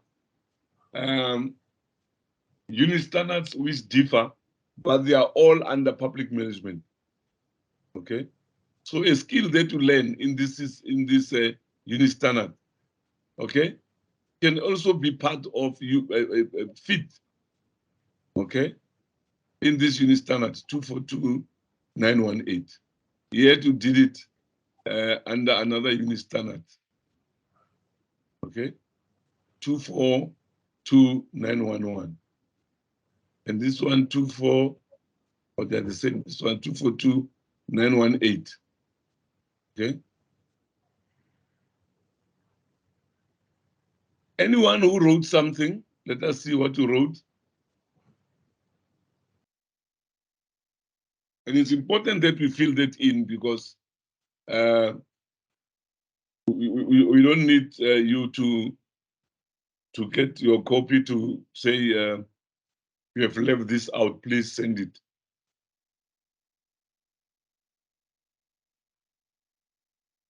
You left this evidence.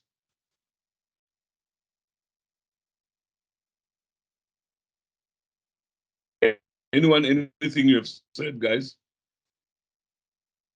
Anyone that you think you understand properly? Properly. The one that you said, no, in this one, I've written like this and this and that. The others, you can think about them at home, when you are compiling your POE. Okay? But the important thing is, at least you'll be having an understanding of, when you talk about the CCFOs, how you should answer, how you should fill in that part.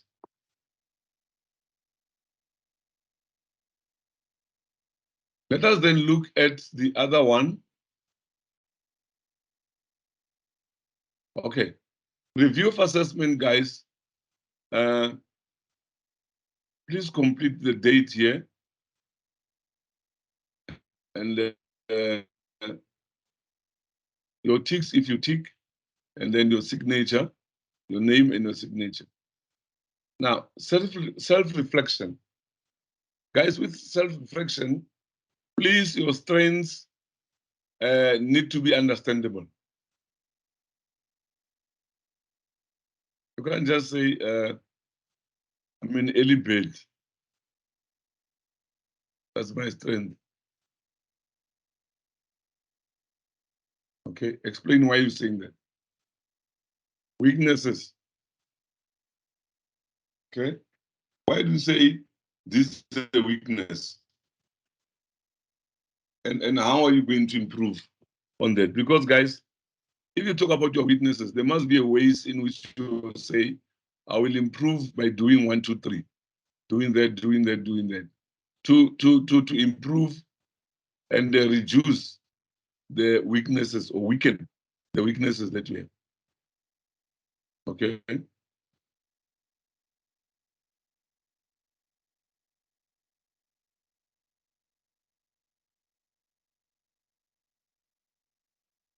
Now you jump the appeals application because no one's appealing. RPL, jump it. And here with quality, write your name, surname, ID number. Okay. Myself there. Okay. And my registration number, the module. All right. And then, you know why this is inserted? It's for you to see if these other issues were clear to you. Okay. SAQA structure, NQF, career options, and all those things. I mean, if guys, you have been doing NDPA with Regenesis, all your modules, do they have to tell you the same thing to say, you see, this is for you to have your names included in the learner record database, you know? All right. So some of the things you have been hearing over and over and over again. So there's nothing wrong if you just tick, yes, yes, yes, yes, yes, yes, yes. I don't see anything that we haven't spoken to you about here.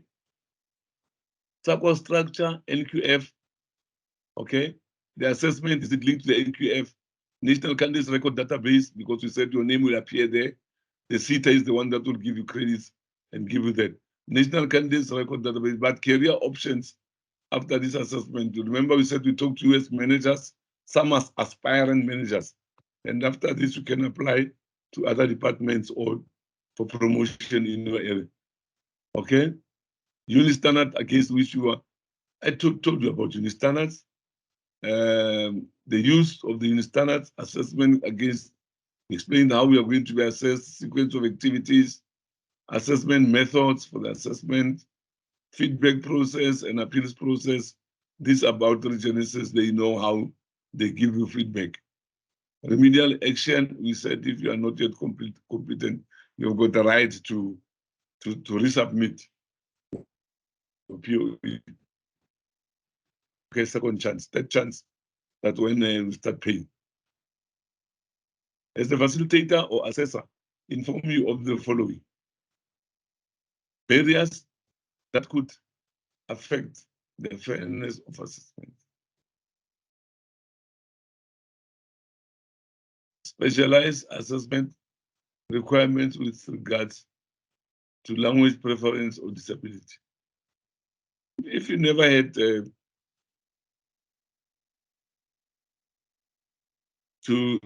report that you have a disability or need special attention, why write no here? Okay, a copy of the standards, you have it in your book there. Example assessment as instruments, explain the types of evidence to be gathered. That will do with a summative, we'll talk about what you're supposed to attach. And then the opportunity to contribute to the process.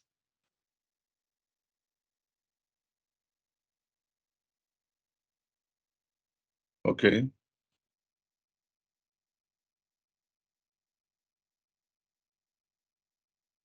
All right.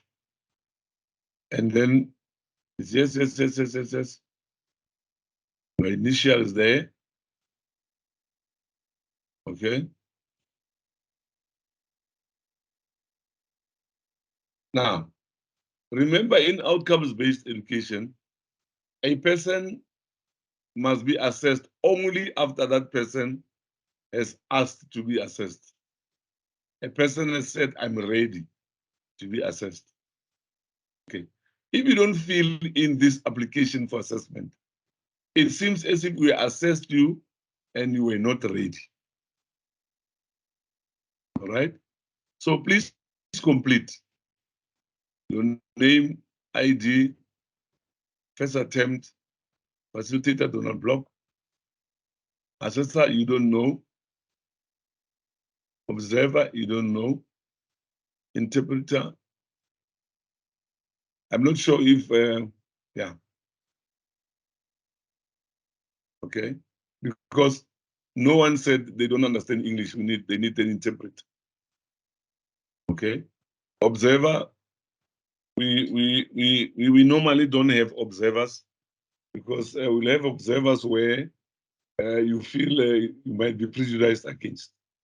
Okay. And then you write your name, and surname, so and so, hereby declare that I'm ready to be assessed.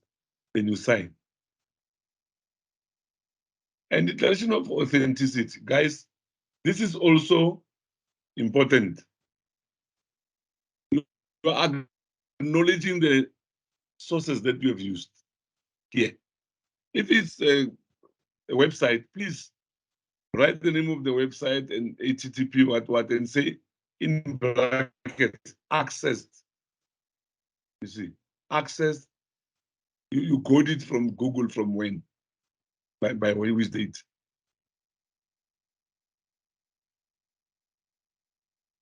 Okay.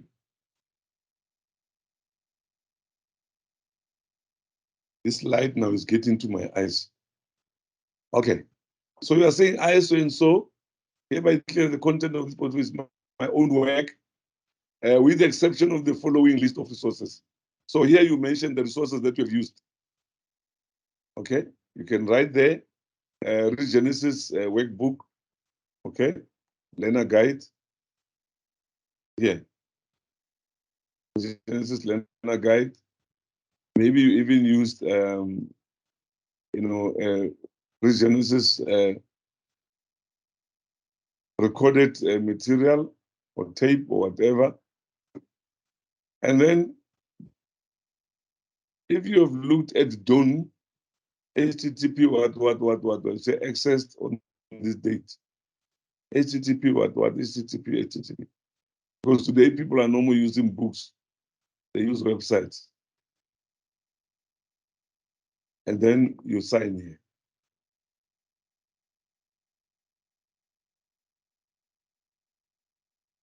Okay. Now, submission checklist also, it helps you to see what are the things that you have left behind. Rules and regulations for compilation of portfolio of evidence, tick. Pre-assessment agreement, tick. Candidates' rights and responsibilities, tick. Application for assessment, tick. Formative assessment, tick. Knowledge assignment, tick. Practical assignment, tick. Candidates' assessment review and evaluation of tick. Assessors' feedback and assessment, tick. Tick there. All right. So, and then your signature and date.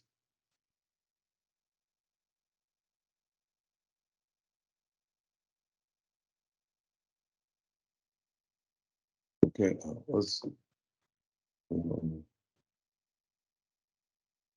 all right. Then tomorrow then we look at what we're talking about there. We look at the summative assessment.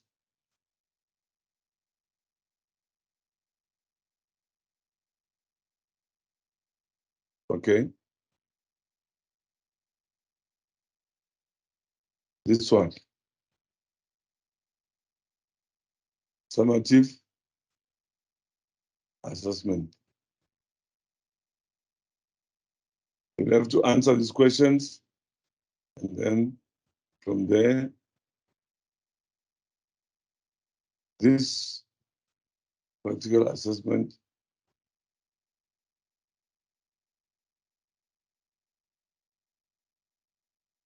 all right.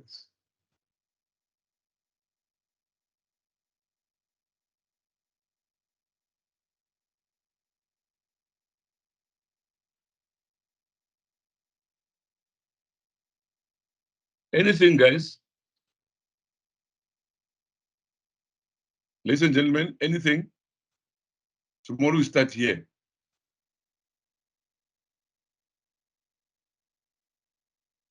explain what is needed. Okay, you give examples, how you can tackle this. But remember, this you do on your own.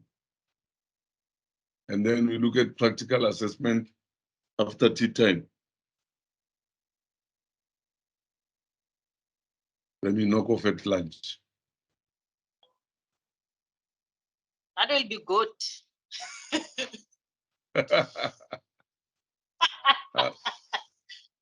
I want you to have enough time to look at what you have missed at work, after lunch. Because some will go to their offices and prepare for Monday, because Monday you must be full-fledged at work. So I give you that time. Ntate Block or fana ko re qale Friday hantle.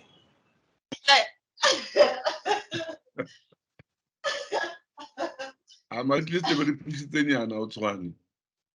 At least lemara okay, na the wine will be nice, will be smooth, the dry wine. Yeah, I wonder if we were face to face and we were not online. This is your last module. I will meet, don't worry, we're still coming. Yeah, guys, Yeah,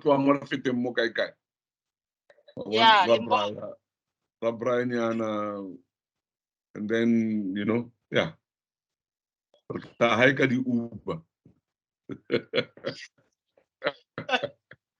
Okay, guys, thank you so much for today.